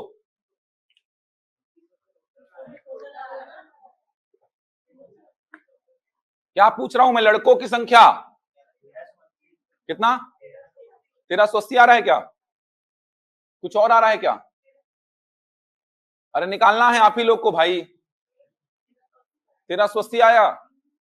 क्रिकेट खेलने वाले लड़कों की संख्या पूछा हुआ, आप लोग टोटल बता रहे हो 2100 वाले। ये वही तो समझना है। ये पाई चार्ट आपको देगा विद्यार्थियों की संख्या। यहां से पहले क्या निकालो? क्रिकेट खेलने वाले विद्यार्थी कितने हैं। 6000 का क्या करेंगे? 35%। यहां से निकालो क्रिकेट खेलने वाली लड़कियां कितनी हैं। 2400 का 30%। अब विद्यार्थियों की संख्या में से लड़कियों की संख्या को घटा दोगे तो क्या बचेगा? लड़कों की संख्या। समझ पा रहे हैं? मतलब यहां से मुझे क्या क्या जानकारी मिलने वाली है। अगर मुझे विद्यार्थियों की संख्या पूछा तो मैं विद्यार्थियों की संख्या बता सकता हूं। अगर मुझे लड़कियों की संख्या पूछा अलग अलग खेलों में तो मैं लड़कियों की संख्या बता सकता हूं। अगर मुझे लड़कों की संख्या पूछा अलग अलग खेलों में तो मैं लड़कों की संख्या भी बता सकता हूं। विद्यार्थियों की संख्या इस पाई चार्ट से आएगी, लड़कियों की संख्या इस पाई चार्ट से आएगी, और लड़कों की संख्या के लिए मुझे दोनों पाई चार्टों का यूज करना पड़ेगा। बताएं आंसर। क्रिकेट खेलने वाले लड़के कितने? 1380 आ पा रहा है? एक बार खुद से निकालो भाई जल्दी से, मैं कैलकुलेशन अभी कम करूंगा, कैसे कम होगा वो। ये प्रश्न पूछा नहीं गया था, मैं पूछ रहा हूं आप लोगों से।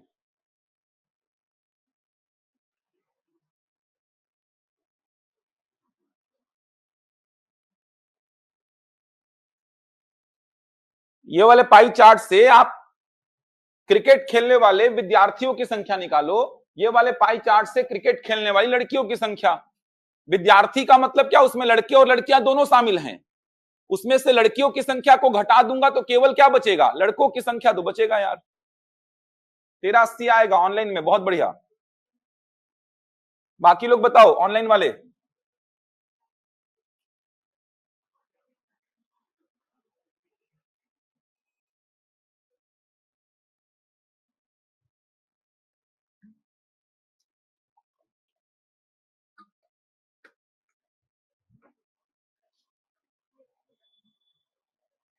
आया कि अभी तक पीछे आप लोग आया? 83 आया? देखो समझो, यहां पे आप लोग क्या किए हो, ऐसा कुछ किए हो, क्रिकेट खेलने वाले लड़कों की संख्या पूछा मैं, तो डायरेक्ट तो लड़कों की संख्या मिलेगी नहीं। यहां पे पूरे पाई चार्ट का वैल्यू कितना है? 6000। ये क्या बता रहा है? विद्यार्थी टोटल कितने? 6000। 6000 विद्यार्थियों में से 35% विद्यार्थी क्रिकेट खेलते हैं। अलग अलग खेल खेलने वाले विद्यार्थियों का परसेंट दिया है। तो अगर मैं 6000 का 35% लिखता हूं, 6000 का 35% कितना आएगा एक बार के लिए? 6 पंचे 30, 6 तिरिका 18 और 3 21, 2100। तो 2100 क्या बताएगा? 2100 विद्यार्थी क्रिकेट खेलते हैं। 2100 विद्यार्थी, विद्यार्थी बोलने का मतलब लड़के और लड़कियां मिलाकर के संख्या कितनी है? 2100। लड़के और लड़कियां मिलाकर के संख्या 2100 है। तो 2100 विद्यार्थी खेलते हैं क्रिकेट। तो ये वाला पाई चार्ट क्या देगा आपको? विद्यार्थियों की संख्या। यहां पे अगर मैं 2400 का 30% करता हूं तो 2400 कुल लड़कियां हैं। टोटल लड़कियां कितनी हैं? 2400। उसका 30% क्रिकेट खेलती हैं, तो क्रिकेट खेलने वाली लड़कियां कितनी हैं? 720। तो ये बता रहा है क्रिकेट खेलने वाली लड़कियां, गर्ल्स। अब विद्यार्थी कितने हैं? 2100। उसमें लड़कियां कितनी हैं? 720। तो लड़के बता सकते हो आप? कैसे बताओगे? 2100 लड़के प्लस लड़कियां मिला करके, उसमें 720 हैं लड़कियां, तो बचेगा कितना? 1380। 1380 क्या है? लड़के। तो ये वाला पाई चार्ट आपको देगा विद्यार्थियों की संख्या, ये वाला पाई चार्ट आपको देगा लड़कियों की संख्या। लड़कों की संख्या के लिए आपको दोनों पाई चार्ट का यूज करना पड़ेगा। अब इतना सब लेंदी नहीं करना है काम को, समझना बात को। इतना सब तमाशा नहीं करना है कि आप इतना सब कैलकुलेशन करोगे फिर आंसर दोगे। इतना सब कैलकुलेशन नहीं करना है, थोड़ा सा बस वही चीजों पे काम करना है आपको। इतना सब कैलकुलेशन करके आंसर देने का मतलब नहीं निकलेगा। आपको क्या करना है, पहले कुछ कुछ नोट डाउन कर लेना है। नोट डाउन करने का मतलब क्या? पूरे पाई चार्ट का वैल्यू कितना है? 6000। पूरे पाई चार्ट का वैल्यू कितना? 6000।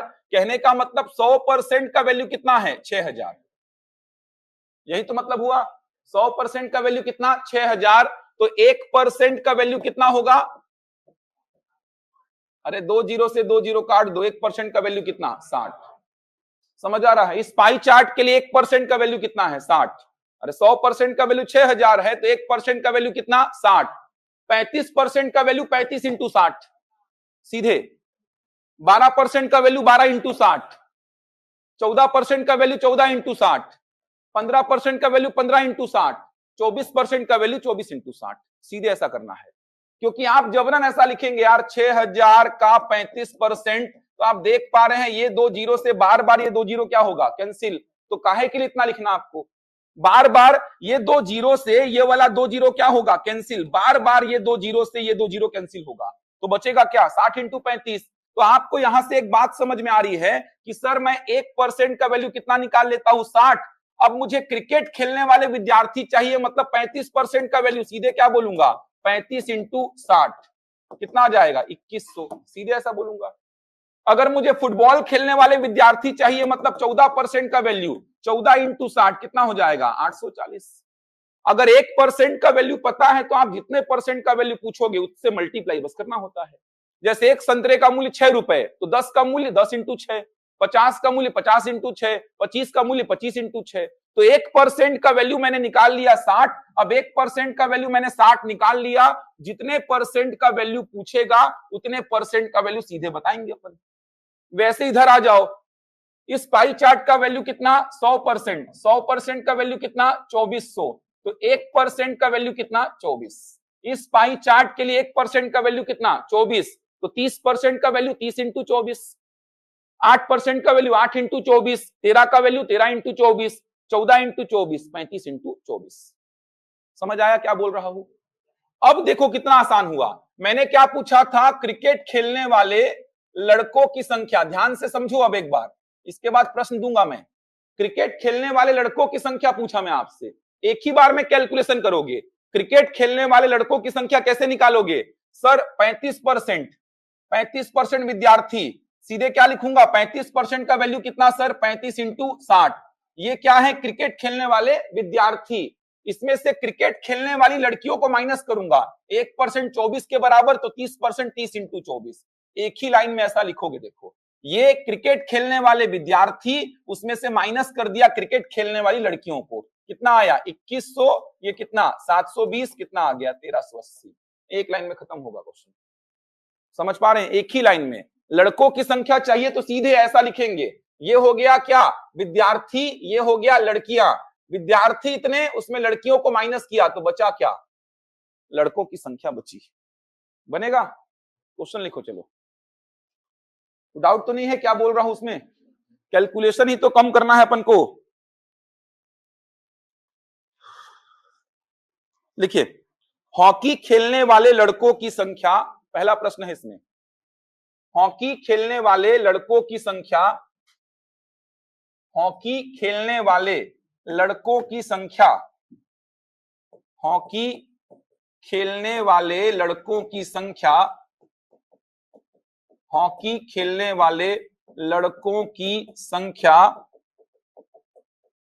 हॉकी खेलने वाले लड़कों की संख्या गोल्फ खेलने वाले लड़कों की संख्या से, गोल्फ खेलने वाले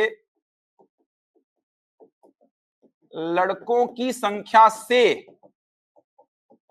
लड़कों की संख्या से कितने प्रतिशत अधिक है, कितने प्रतिशत अधिक है।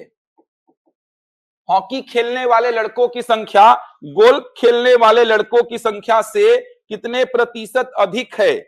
समझ आ रहा है क्या करना है, चलो काम करना स्टार्ट करो। अब पहले तो निकाल लो हॉकी खेलने वाले लड़के कितने और गोल्फ खेलने वाले लड़के कितने, ये दोनों डेटा पहले निकालो। उसके बाद कितना प्रतिशत अधिक बता चुका हूं कैसे निकालते हैं ये। तो पहले तो आप निकालिए हॉकी खेलने वाले लड़के कितने हैं, उसके बाद निकालिए गोल्फ खेलने वाले लड़के कितने हैं। चलो काम स्टार्ट करो।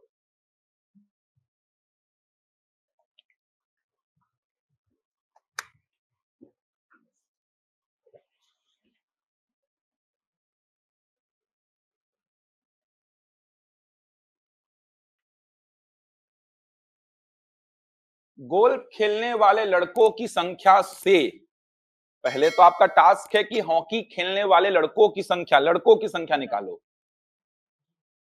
ऑप्शन क्या पूछ रहा हूं, कितने प्रतिशत अधिक है। पहले आप निकालो हॉकी खेलने वाले लड़कों की संख्या, पूछूंगा रैंडम अभी। हॉकी खेलने वाले लड़कों की संख्या निकालो, उसके बाद गोल्फ खेलने वाले लड़कों की संख्या निकालो। सीधे लिखने का आदत डालो, बहुत ज्यादा तामझाम नहीं लिखना है। हॉकी खेलने वाले लड़के कितने आए, कितना, हॉकी खेल, क्या बेवकूफ हो यार आप लोग, इतना बताने के बाद 900 बोलते हो यार। हॉकी खेलने वाले लड़के कितने आए हैं, 564। ये आएगा यार, कहां से 900 आ रहा है, कितना आया है 564 आएगा, 900 कैसे बता रहे हो यार। हॉकी खेलने वाले लड़के निकाले 564, ठीक, ऑनलाइन में 564 आएगा। हॉकी खेलने वाले लड़के निकालो, गोल्फ वाले लड़के कितने आए 528। अब बता दो 528 से कितना प्रतिशत अधिक है 564, बता चुका हूं कैसे बताना है, कट पिट करके मिश्रित भिन्न में कन्वर्ट करो।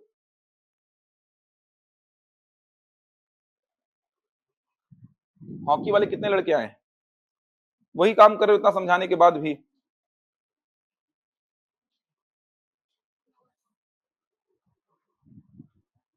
हॉकी वाले लड़के 900 कैसे आए बताओ मेरे को, क्या किए हो। अरे यार वो विद्यार्थी हैं, वो देगा विद्यार्थियों का संख्या, विद्यार्थी मतलब लड़के और लड़कियां मिला के 900 हैं, उसमें से इधर लड़कियों की संख्या को घटाना पड़ेगा आपको। वो 900 क्या आया है, वो 900 आया है विद्यार्थियों का संख्या। 6000 का जो 15% किए हो गया आप, यही किए हो ना, वो क्या आया है, विद्यार्थी का मतलब लड़के और लड़कियां मिला के कितने हैं 900। उसमें माइनस क्या करोगे, 2400 का क्या लिखो पहले 14%, वो देगा लड़कियों की संख्या। उसको माइनस करोगे तब जाके मिलेगा क्या। और इतना सब क्यों लिख रहे हो, जब बोला यहाँ पे कि 1% 60 के बराबर तो सीधे 15% क्या लिखो, 15 इंटू 60 के बराबर। जब बोला यहाँ पे 1% 24 के बराबर तो 14% 14 इंटू 24। काहे के लिए पूरा लिख रहे हो यार। आंसर क्या आ रहा है। ठीक,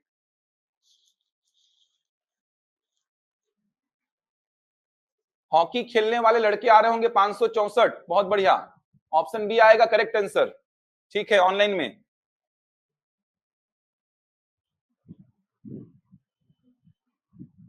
कहां तक पहुंचे। ठीक, काटो उसको, काटो। 4 से काट दो, ऊपर नीचे कट रहा होगा तो कट जाएगा। 4 से ऊपर नीचे, फिर 4 से काटना। ठीक ठीक।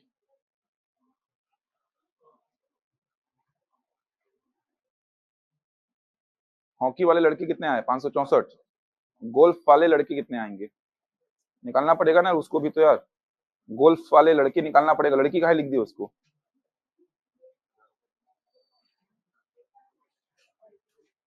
निकालो गोल्फ वाले कितने लड़के हैं, कितना आ रहा है गोल्फ वाले लड़के।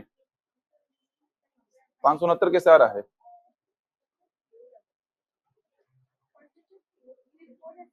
हो रहे क्या, गोल्फ वाले लड़के निकालो कितने आ रहे हैं। कैलकुलेशन थोड़ा तेज करो यार। कितना आया गोल्फ वाले लड़के, 528। अब बोला क्या है, गोल्फ वाले लड़कों की संख्या से कितना प्रतिशत अधिक है, मतलब 528 से कहां जाना है 564। जैसा बताया था 528 से 564, ऐसा एरो बना के लिखो। 528 पहले लिखोगे ना। क्या बोल रहा है देखो ना, गोल्फ खेलने वाले लड़कों की संख्या से, मतलब गोल्फ खेलने वाले लड़के क्या होंगे, प्रारंभिक मान। हाँ, अब निकालो प्रतिशत अधिक। पहले तो आप लोग निकालो कितने लड़के गोल्फ वाले, कितने लड़के हॉकी वाले। कैसे यार, गोल्फ वाले कितने लड़के आए, हॉकी वाले। प्रश्न क्या पूछा है, गोल्फ वाले लड़कों की संख्या से कितने प्रतिशत अधिक है, ऐसा जमाओगे ना। 528 से 564 कितना प्रतिशत अधिक है पूछा है, वो नहीं पूछा है, ये पूछा है। ऊपर क्या लिखोगे, डिफरेंस। क्या आया, ठीक, 6 से ही 9/11। ऑप्शन भी आ रहा है पीछे। हॉकी वाले लड़के कितने आए यार, 564। और गोल्फ वाले कितने आए हैं, 528। तो प्रश्न का मतलब समझ आ रहा है। प्रश्न क्या बोला है, 528 से 564 कितना परसेंट अधिक है। तो 528 एरो बना के 564, ऊपर क्या लिखेंगे डिफरेंस, नीचे 528 मल्टीप्लाइड बाई 100। मैथ्स आप लोग हो गया है ना। कौन से बैच के हैं आप लोग, तो उसमें तो पढ़ाए थे ना शायद, नहीं पढ़ाए थे क्या, प्रतिशत कुछ पढ़ाए थे कि नहीं पढ़ाए थे। ठीक है, नहीं भी होगा तो बता दिया हूं मैं आप लोग को, जितनी आवश्यकता है उतना तो बता ही दिया हूं।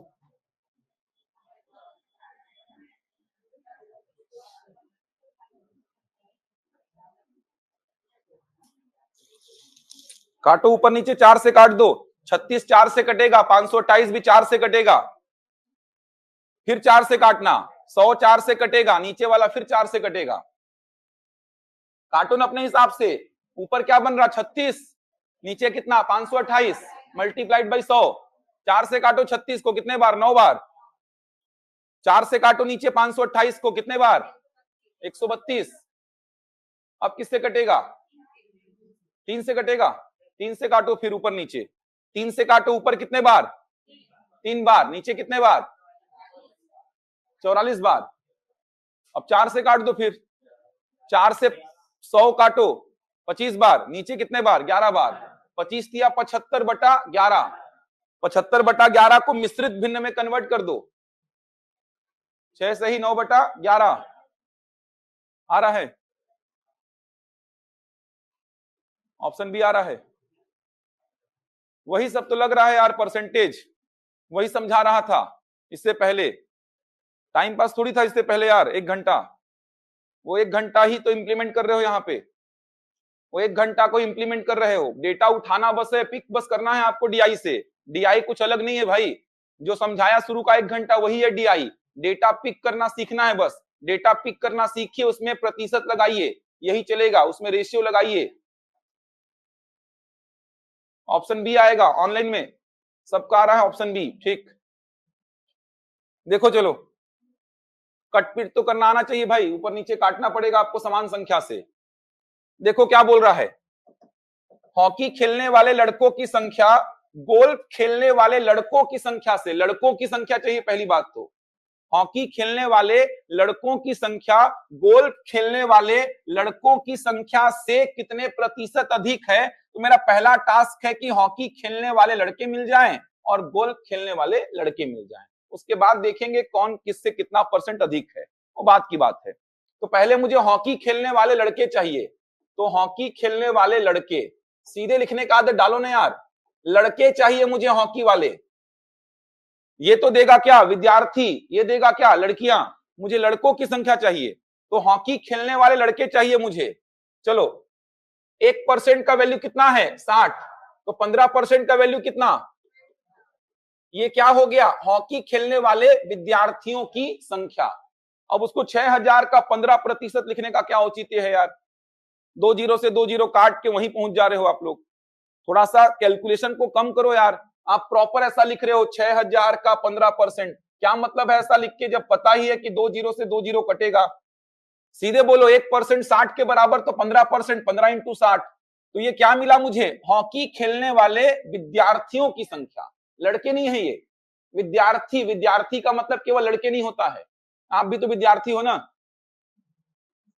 लड़के हो क्या आप, इधर वाले भी तो विद्यार्थी हैं, लड़कियां हैं क्या ये लोग, तो विद्यार्थी मतलब लड़के प्लस लड़कियां, सिंपल सी बात है यार।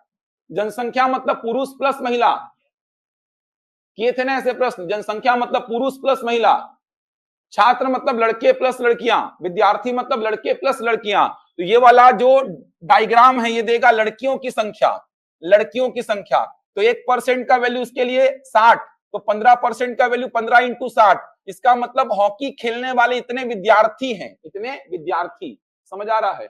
इसमें से लड़कियों की संख्या को घटाना पड़ेगा, ये देगा लड़कियों की संख्या, 1% का वैल्यू कितना 24, हॉकी मतलब 14%, 14% का मतलब कितना 14 इंटू 24, तो ये हो गया हॉकी खेलने वाले विद्यार्थी, उसमें से हॉकी खेलने वाली लड़कियों की संख्या को घटा दीजिए, समझ आ रहा है।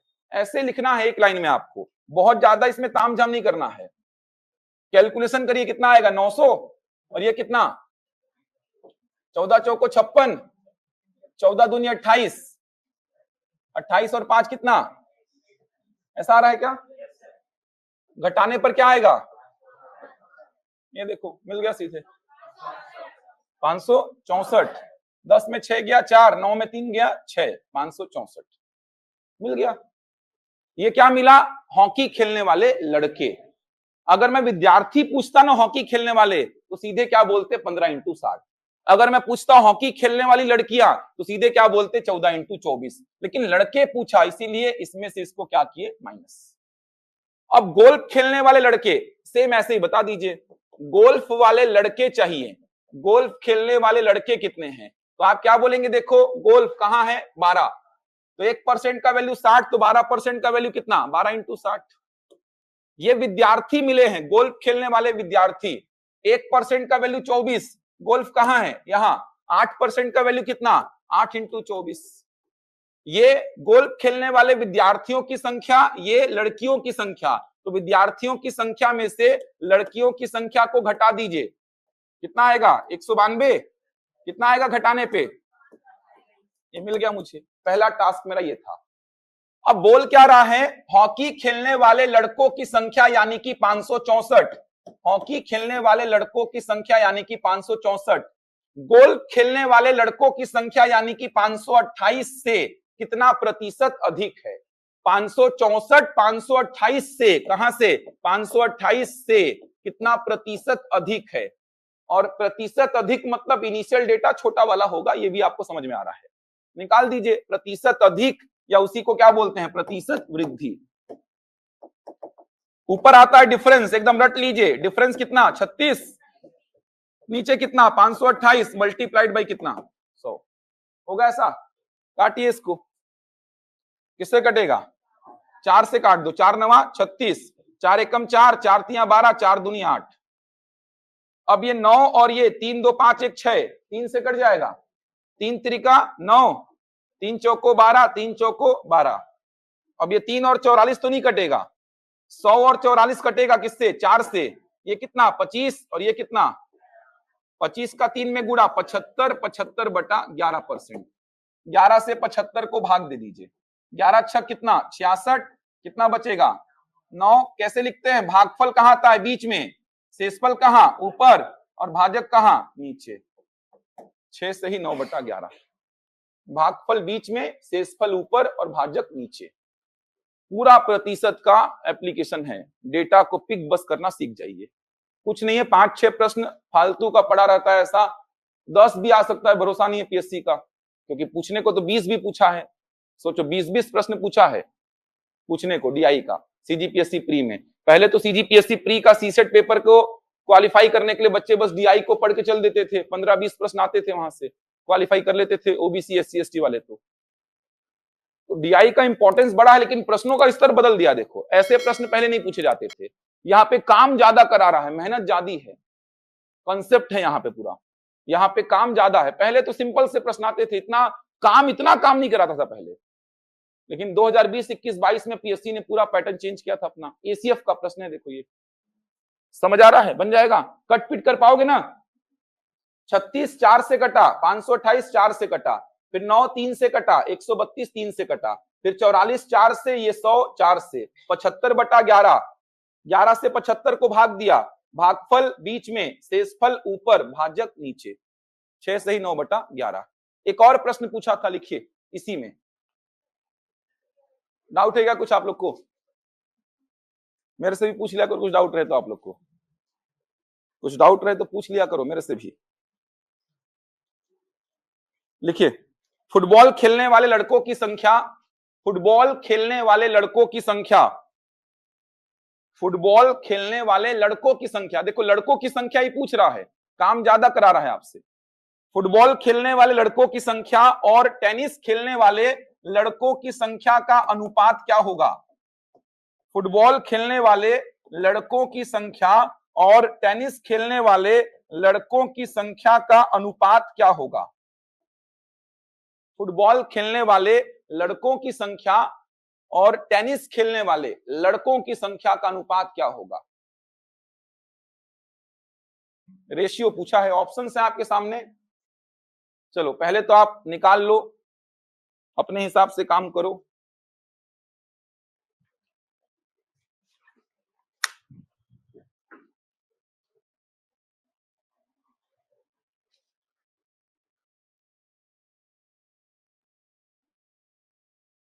फुटबॉल खेलने वाले लड़कों की संख्या और टेनिस खेलने वाले लड़कों की संख्या।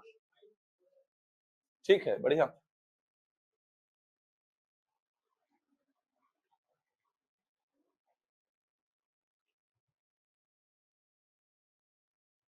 कट पिट करना पड़ेगा आपको।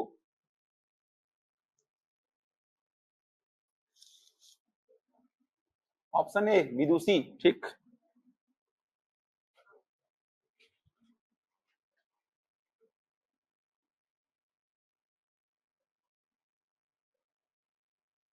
आठ 45 8:50 तक क्लास लूंगा, किसी को जाना रहेगा तो जा सकते हैं 8:30 बजे। 8:45 लगभग हो ही जाएगा क्लास लेने में, 8:45 8:50। किसी को जाना होगा तो बीच में उठ के जा सकते हैं।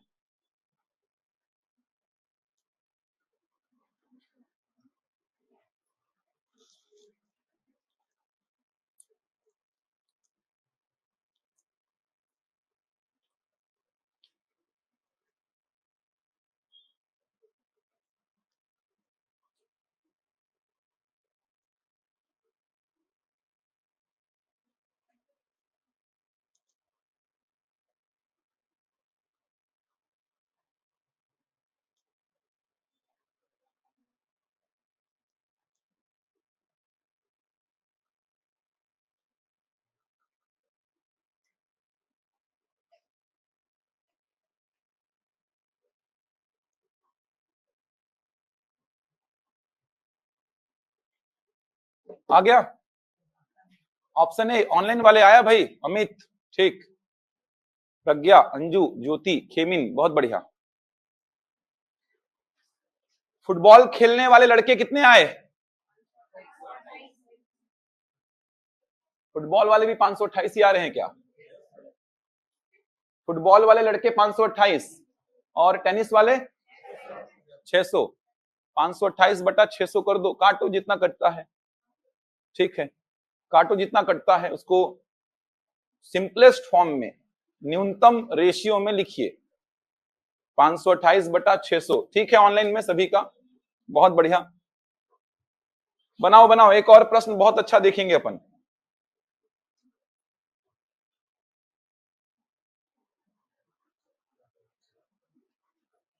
काटो, 528 ऊपर 600 नीचे, किससे काटे हो? 6 से कटेगा क्या? कट जाएगा, काट दो। 4 से कटेगा, 4 से काटो। 2 से कटेगा, काटते जाओ, 2 से काटते जाओ, जब तक 2 से कट रहा है 2 से काटते जाओ। 4 से काटना है, 4 से काटो। विभाजिता के नियम तो पढ़े हो ना, 2 से भाग जाने का नियम क्या है उसको देखो। 3 से भाग जाने का नियम, अंकों का योग अगर 3 से जा रहा है तो संख्या भी 3 से जाएगी। 4 का नियम, अंतिम के 2 अंक अगर 4 से जा रहे हैं तो संख्या भी 4 से जाएगी। ऐसे देखो, काटो उसको, ठीक, बढ़िया। 22:25।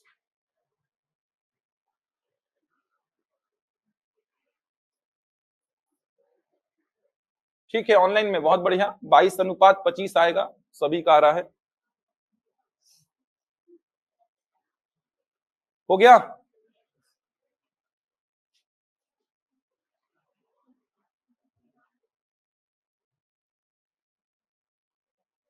आया भाई, फुटबॉल खेलने वाले लड़के 528 और टेनिस वाले 600, आ गया सभी का।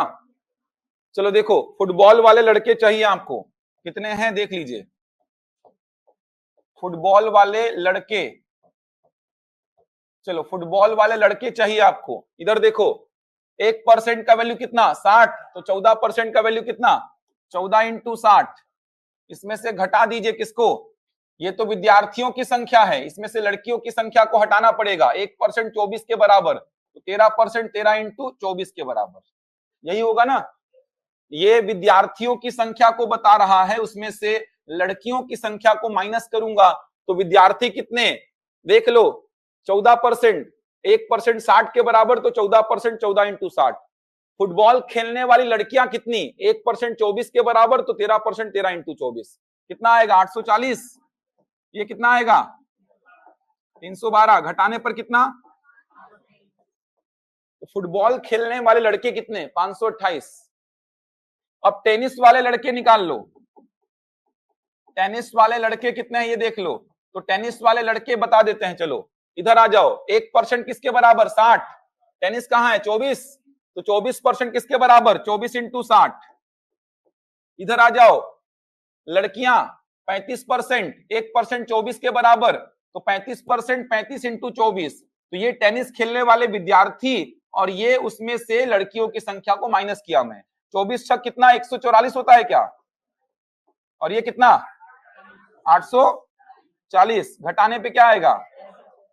ये हो गया। 528 आया फुटबॉल खेलने वाले लड़कों की संख्या, और 600 आया टेनिस खेलने वाले लड़कों की संख्या। ये रेशियो चाहिए मेरे को। रेशियो हमेशा सिंपलेस्ट फॉर्म में लिखा जाता है।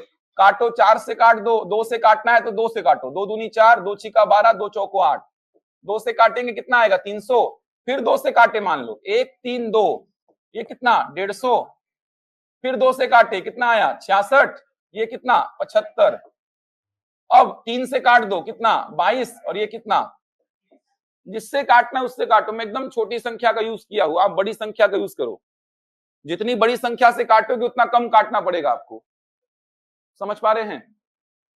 तो 528 और 600, 2 से काटा 264, 2 से काटा 300, 2 से काटा 132, 2 से काटा 150, फिर 2 से काटा 66, 2 से काटा 75, 3 से काटा 22, और ये कितना? 25।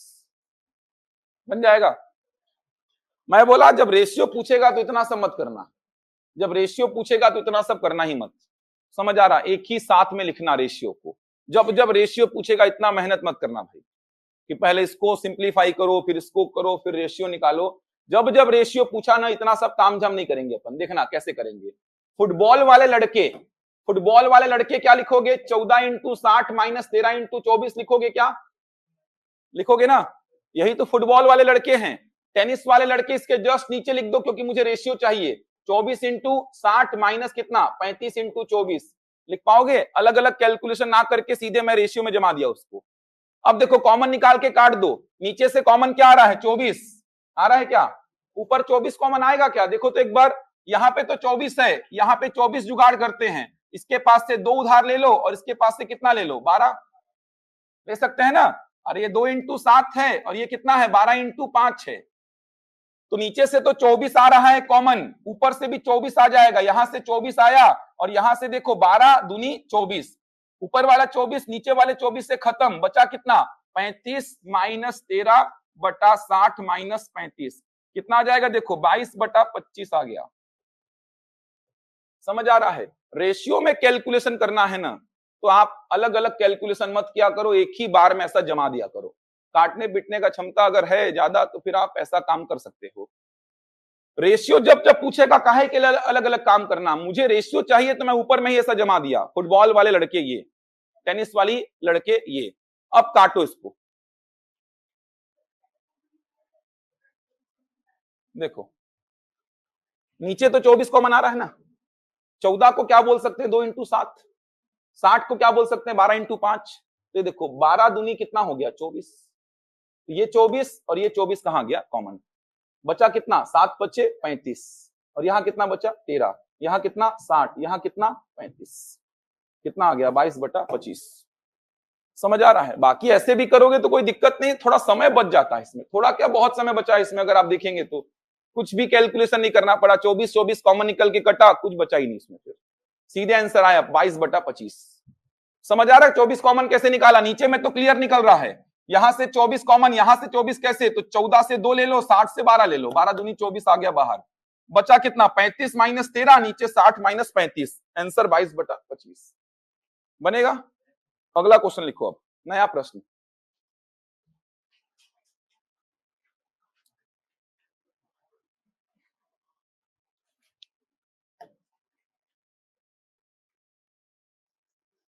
पीएससी का प्रश्न है, लिखिए उसको। अब निम्न पाई चार्ट और सारणी का अध्ययन कर। निम्न पाई चार्ट और सारणी दोनों दिया है। निम्न पाई चार्ट और सारणी का अध्ययन कर, प्रश्नों के उत्तर दें।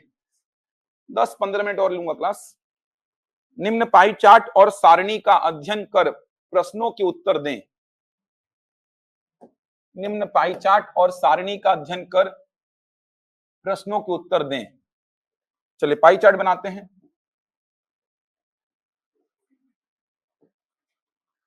लिखिए बी फार्मा, यहां पे बी फार्मा 15%।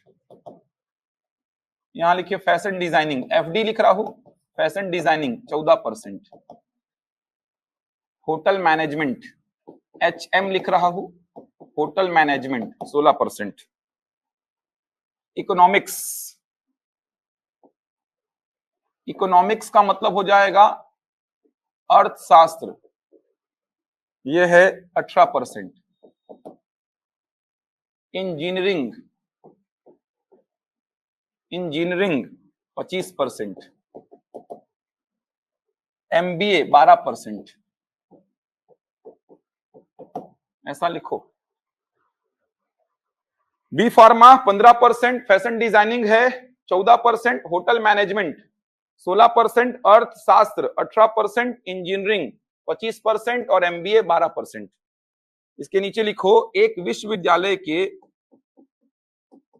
एक विश्वविद्यालय के, एक विश्वविद्यालय के विभिन्न क्षेत्रों में, विभिन्न क्षेत्रों में, विभिन्न क्षेत्रों में भर्ती किए गए, भर्ती किए गए विद्यार्थियों की कुल संख्या, विद्यार्थियों की कुल संख्या, विद्यार्थियों की कुल संख्या बराबर 5000। एक विश्वविद्यालय के विभिन्न क्षेत्रों में भर्ती किए गए विद्यार्थियों की कुल संख्या 5000। सोच पा रहे हैं क्या हुआ है? किसी यूनिवर्सिटी में टोटल 5000 विद्यार्थी एडमिशन लिए हैं। 5000 का 15% कौन से फील्ड में है? बी फार्मा में। 5000 का 14% फैशन डिजाइनिंग में, 16% होटल मैनेजमेंट में, 18% इकोनॉमिक्स में, 25% इंजीनियरिंग में और 12% एमबीए में। अच्छा, यहां पे भी 5000 का 15% नहीं लिखूंगा मैं, क्या लिखूंगा? सीधे 1% का वैल्यू कितना? 50। समझ आ रहा है? यहां पर भी वही काम करूंगा कि पूरे पाई चार्ट का वैल्यू है 100%। 100% का वैल्यू कितना? 5000। तो 1% का वैल्यू कितना? 50। इस पाई चार्ट के लिए 1% का वैल्यू 50 है, तो 15%, 15 इंटू 50, ये 14 into 50, 16 into 50, 18 into 50, 25 into 50, 12 into 50। समझ आ रहा है? सीधे मिलते जाएगा। विद्यार्थी देगा ना ये पाई चार्ट, विद्यार्थी देगा। ये देखो, मतलब लड़के प्लस लड़कियों की संख्या देगा। अलग अलग फील्ड में कितने लड़के प्लस लड़कियां। एक टेबल बनाया है, एक टेबल भी बनाया है। टेबल को बनाइए। इसमें लिखा है क्षेत्र, और इसमें लिखा है क्षेत्र और लड़कों की संख्या का परसेंटेज है। क्षेत्र और लड़कों की संख्या। एमबीए 56%, बी फार्मा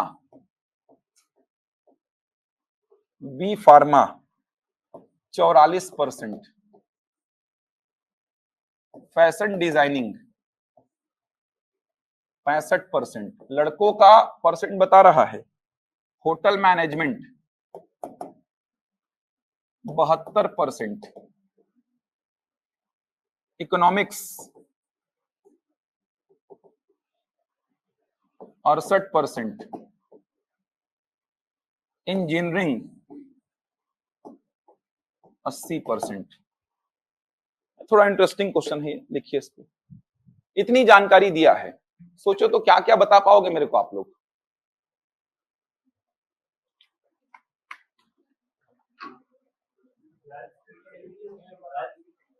बता दोगे? पाई चार्ट क्या देगा आपको? विद्यार्थी देगा। अलग अलग स्ट्रीम में, अलग अलग फील्ड में विद्यार्थी कितने हैं। टेबल क्या देगा? लड़कों की संख्या। विद्यार्थियों में एमबीए में जितने विद्यार्थी हैं उसका 56% क्या है? लड़के हैं। किसका 56%? विद्यार्थियों का 56%। मतलब एमबीए में जितने विद्यार्थी है ना, उसका 56% क्या है? लड़के हैं। समझ आ रहा है? एमबीए में जितने विद्यार्थी हैं उसका 56% क्या है? लड़के हैं।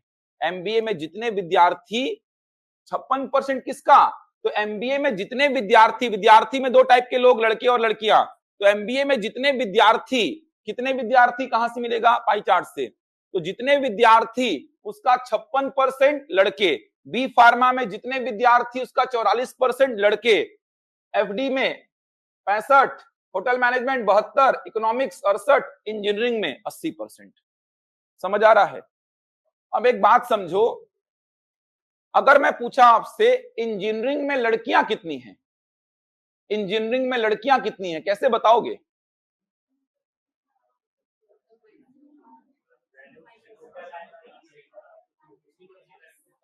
बताओ तो, चलो बताओ, बताओ मेरे को, निकाल के बताओ तो। इंजीनियरिंग में कितनी लड़कियां हैं? इंजीनियरिंग में लड़कियां कितनी हैं, मेरे को बताओ निकाल के। इंजीनियरिंग में लड़कियां कितनी हैं, निकाल के बताओ। इंजीनियरिंग में कितनी लड़कियां हैं, ये निकाल के बताइए मेरे को। 250 आ रहा है क्या?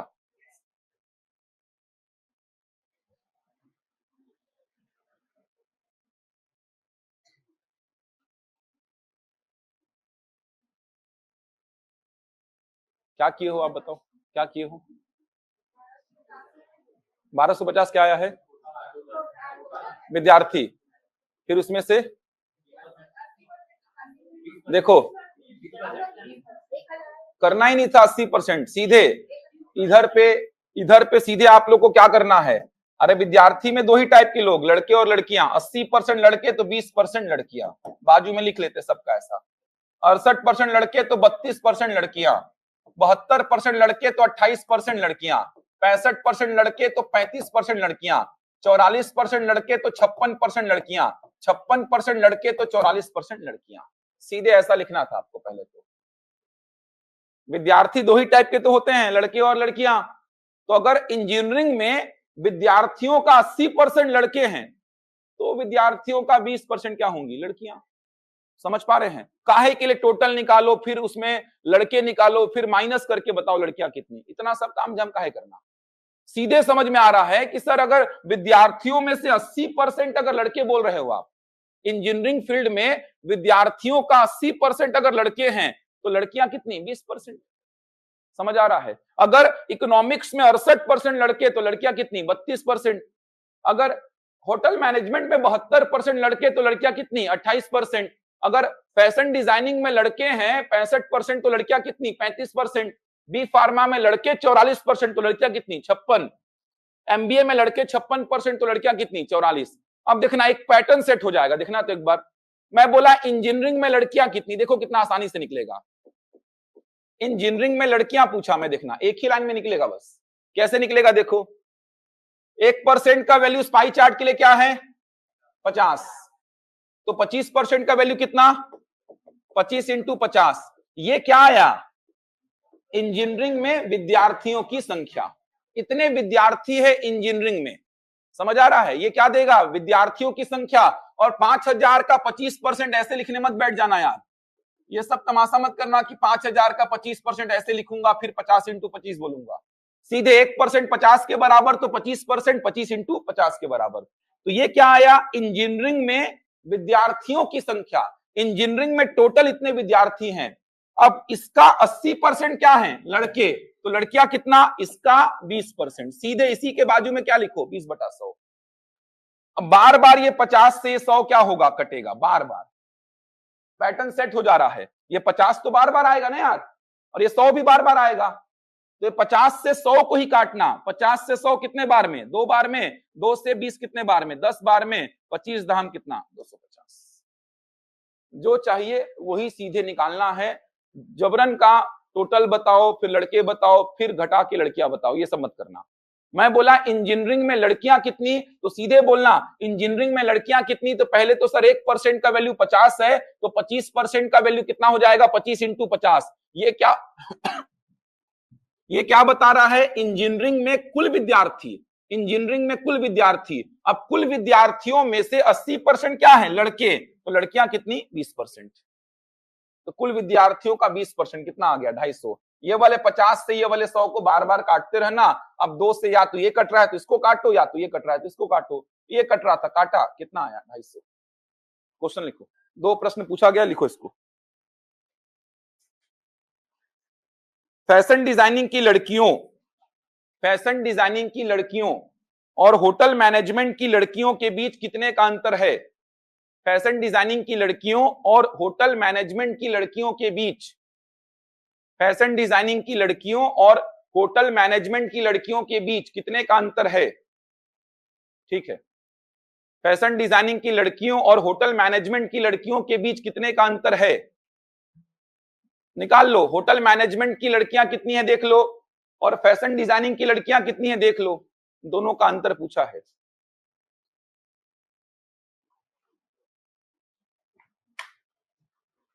ठीक है विदुषी,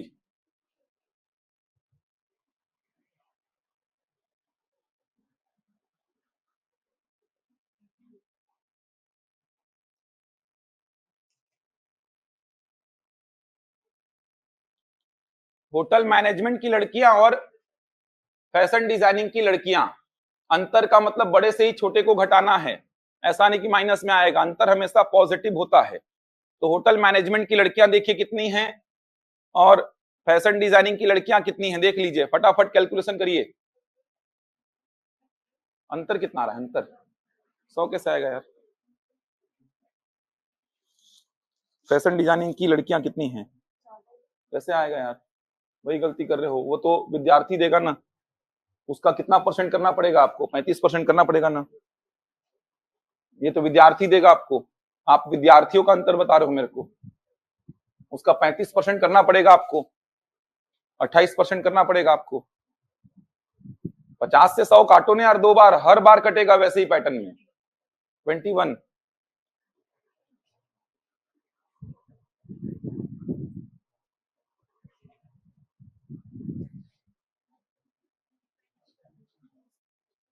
21 आएगा, ठीक। सागर, खेमिन, ज्योति, बनाओ ना यार, सिंपल सा है। फैशन डिजाइनिंग की लड़कियां कितनी है देखो, 50 इंटू 14, क्या लिखे हो, 14 इंटू 50 इंटू 35/100, यही तो लिखे होगे ना यार। पाई चार्ट क्या देगा, विद्यार्थियों की संख्या। अब उसमें 65% लड़के फैशन डिजाइनिंग में, तो बची कितनी, 35% लड़कियां। 35 आपको दिया नहीं था, खुद से निकाले हैं आप। तो विद्यार्थियों की संख्या का 35% करना है। सीधे जैसे मैं लिखा हूं वैसे लिखो ना आप लोग भी। 21 आएगा, ठीक।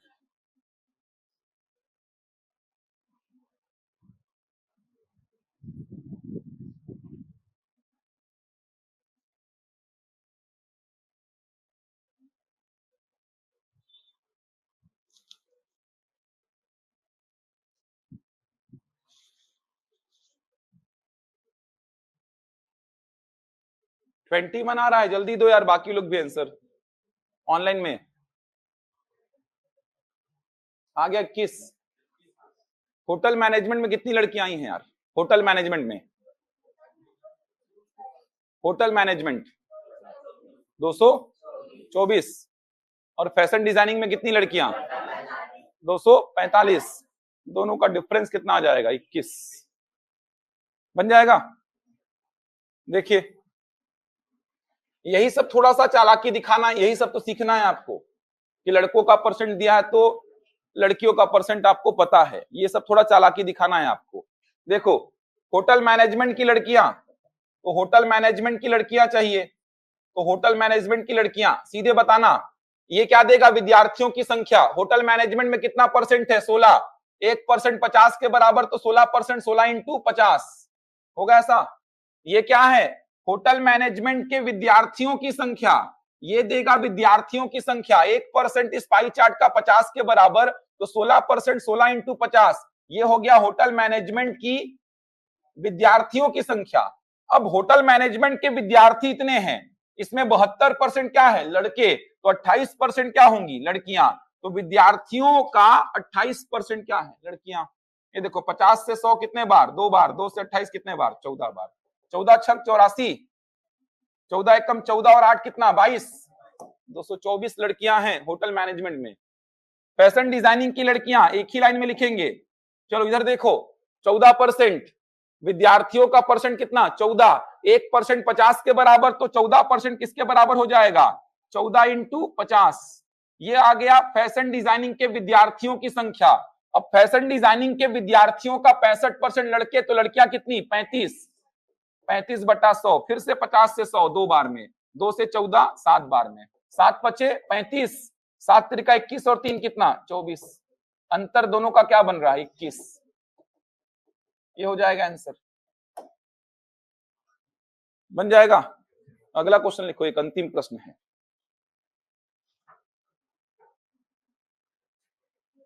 बन पा रहा है ना। बी फार्मा की लड़कियां, बी फार्मा की लड़कियां, बी फार्मा की लड़कियां इंजीनियरिंग के लड़कों से कितने प्रतिशत कम है। बी फार्मा की लड़कियां, बी फार्मा की लड़कियां इंजीनियरिंग के लड़कों से कितने प्रतिशत कम है। बी फार्मा की लड़कियां इंजीनियरिंग के लड़कों से कितने प्रतिशत कम है, कितने प्रतिशत कम है। चलो निकालो, बी फार्मा की लड़कियां निकालो, इंजीनियरिंग के लड़के निकालो, उसके बाद कितने प्रतिशत कम है ये बता दो। बी फार्मा की लड़कियां इंजीनियरिंग के लड़कों से कितने प्रतिशत कम है। सभी लोग निकालेंगे भाई आंसर इसका। बी फार्मा की लड़कियां इंजीनियरिंग के लड़कों से कितने प्रतिशत कम है। बी फार्मा की लड़कियां कितनी है देखो, इंजीनियरिंग के लड़के कितने हैं देखो।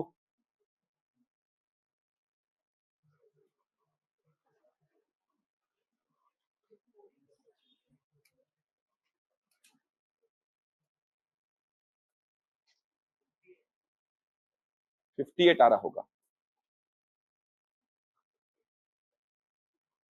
58% आ रहा होगा। बी फार्मा की लड़कियां इंजीनियरिंग के लड़कों से कितने प्रतिशत कम? इंजीनियरिंग के लड़कों से, तो इंजीनियरिंग के लड़के बनेंगे प्रारंभिक मान 58%। बहुत बढ़िया, ठीक ठीक है। ऑनलाइन वाले बहुत बढ़िया, विदुषी ठीक है, एकेश्वर, ज्योति, अमित ठीक, बहुत बढ़िया। देख पा रहे हो, प्रतिशत कमी पूछ लिया फिर से, मतलब बड़ा डेटा प्रारंभिक मान होगा, या फिर जहां से बोला वो प्रारंभिक मान। 58% ही आएगा आंसर। अरे यार, बी फार्मा की लड़कियां कितनी, कितना 420 आ रहा होगा।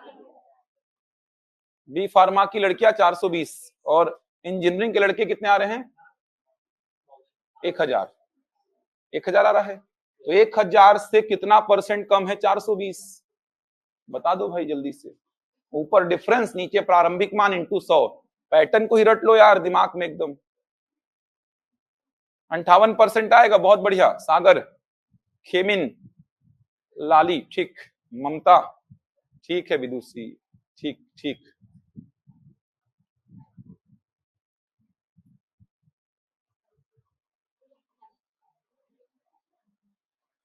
ये बनाएंगे तो ही जाएंगे इस कमरे से, सबके कॉपी में होना चाहिए, वरना बैठ के बनाते रहना इसको। ऐसा बाहर भेजूंगा एक एक करके कॉपी देख के। अभी मुझे कोई दिक्कत नहीं है इस कमरे में रात भर रुकने में, मेरा तो घर ही है ये। तो ऐसा एक एक करके भेजूंगा जिसका आंसर आएगा। अभी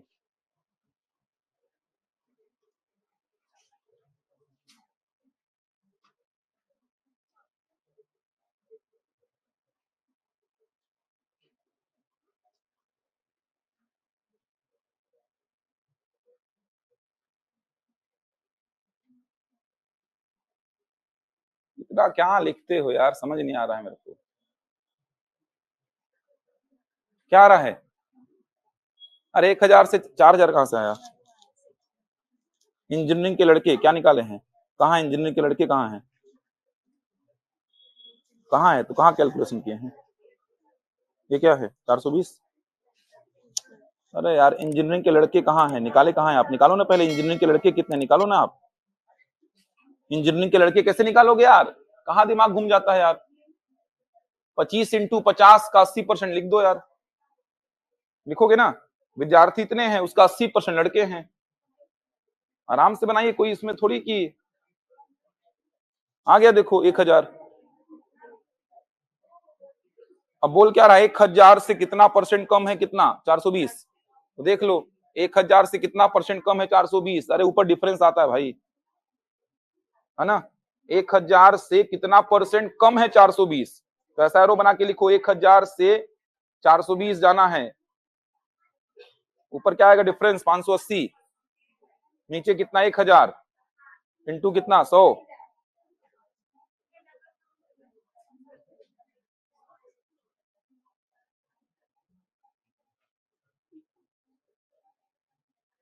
ऊपर डिफरेंस आता है, नीचे प्रारंभिक मान आता है। एकदम रट लो ना यार इसको, क्या कर रहे हो यार, इतना लिखते हो यार। उधर आया आप लोग का पीछे 58%। ठीक, आया आप लोग का, बन रहा है यार। साथी कहाँ है आपके यार सब?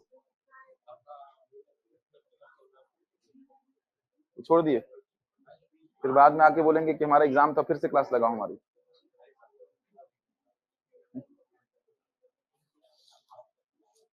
ठीक, संविधान विधान पढ़ रहे हो कि नहीं? अभी चल रहा है? बढ़िया, तो सभी पढ़ाते हैं भाई। क्या हुआ, आ गया ना आंसर? क्या बोल रहे हो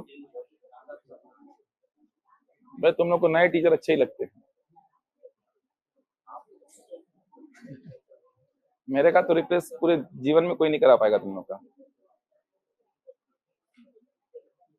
58 आ रहा है क्या?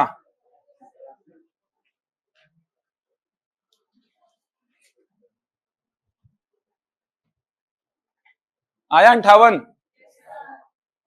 बोल क्या रहा है देखो, बी फार्मा की लड़कियां, तो बी फार्मा की लड़कियां पहले निकाल लो कितनी हैं। तो बी फार्मा की लड़कियां कैसे निकालोगे? तो बी फार्मा की लड़कियां निकालने के लिए आप क्या करोगे, देखो पहले बी फार्मा के विद्यार्थी बता दो। 1% 50 के बराबर, तो 15% किसके बराबर, 15 इंटू 50।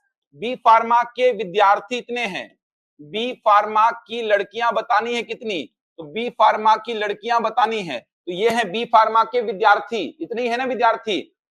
अब लड़कियां कितनी परसेंट है विद्यार्थियों का, 56%। इसका क्या लिख देता हूं मैं, 56%। 50 से 2 बार, 2 से कितने बार, 28, 15 8 120 का 0, 15 दूनी 30 और 12 कितना, 420। तो बी फार्मा की लड़कियां कितनी आ रही हैं, 420। इंजीनियरिंग के लड़के कितने हैं देख लो, तो इंजीनियरिंग के लड़के, तो जैसे लड़कियां बता रहे हैं वैसे लड़के भी बताएंगे। लड़कों का भी तो परसेंट अपने पास में है, वही तो था। लड़कियों का परसेंट तो अपन लिखे हैं वहां से, लड़कों का परसेंट तो ऑलरेडी दिया हुआ था। तो इंजीनियरिंग में लड़के कितने, तो पहले इंजीनियरिंग में विद्यार्थी कितने, 1% 50 के बराबर, तो 25% किसके बराबर, 25 इंटू 50। कितने विद्यार्थी है इंजीनियरिंग में, इसका 80% क्या है लड़के, तो सीधे यहीं पे इसका कितना लिख दो, 80%। 50 से कितने बार, 2 बार, 2 से कितने बार, 40, कितना आ जाएगा, 1000।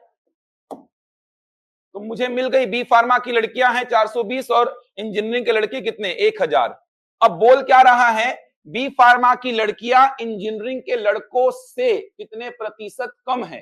कहने का मतलब 1000 से 420 कितना प्रतिशत कम है। तो ऊपर में क्या आता है, डिफरेंस, दोनों का अंतर कितना, नीचे में इनिशियल डेटा 1000 इंटू कितना, 100, 1 2 3, 3 0 3 0 खत्म, कितना आएगा।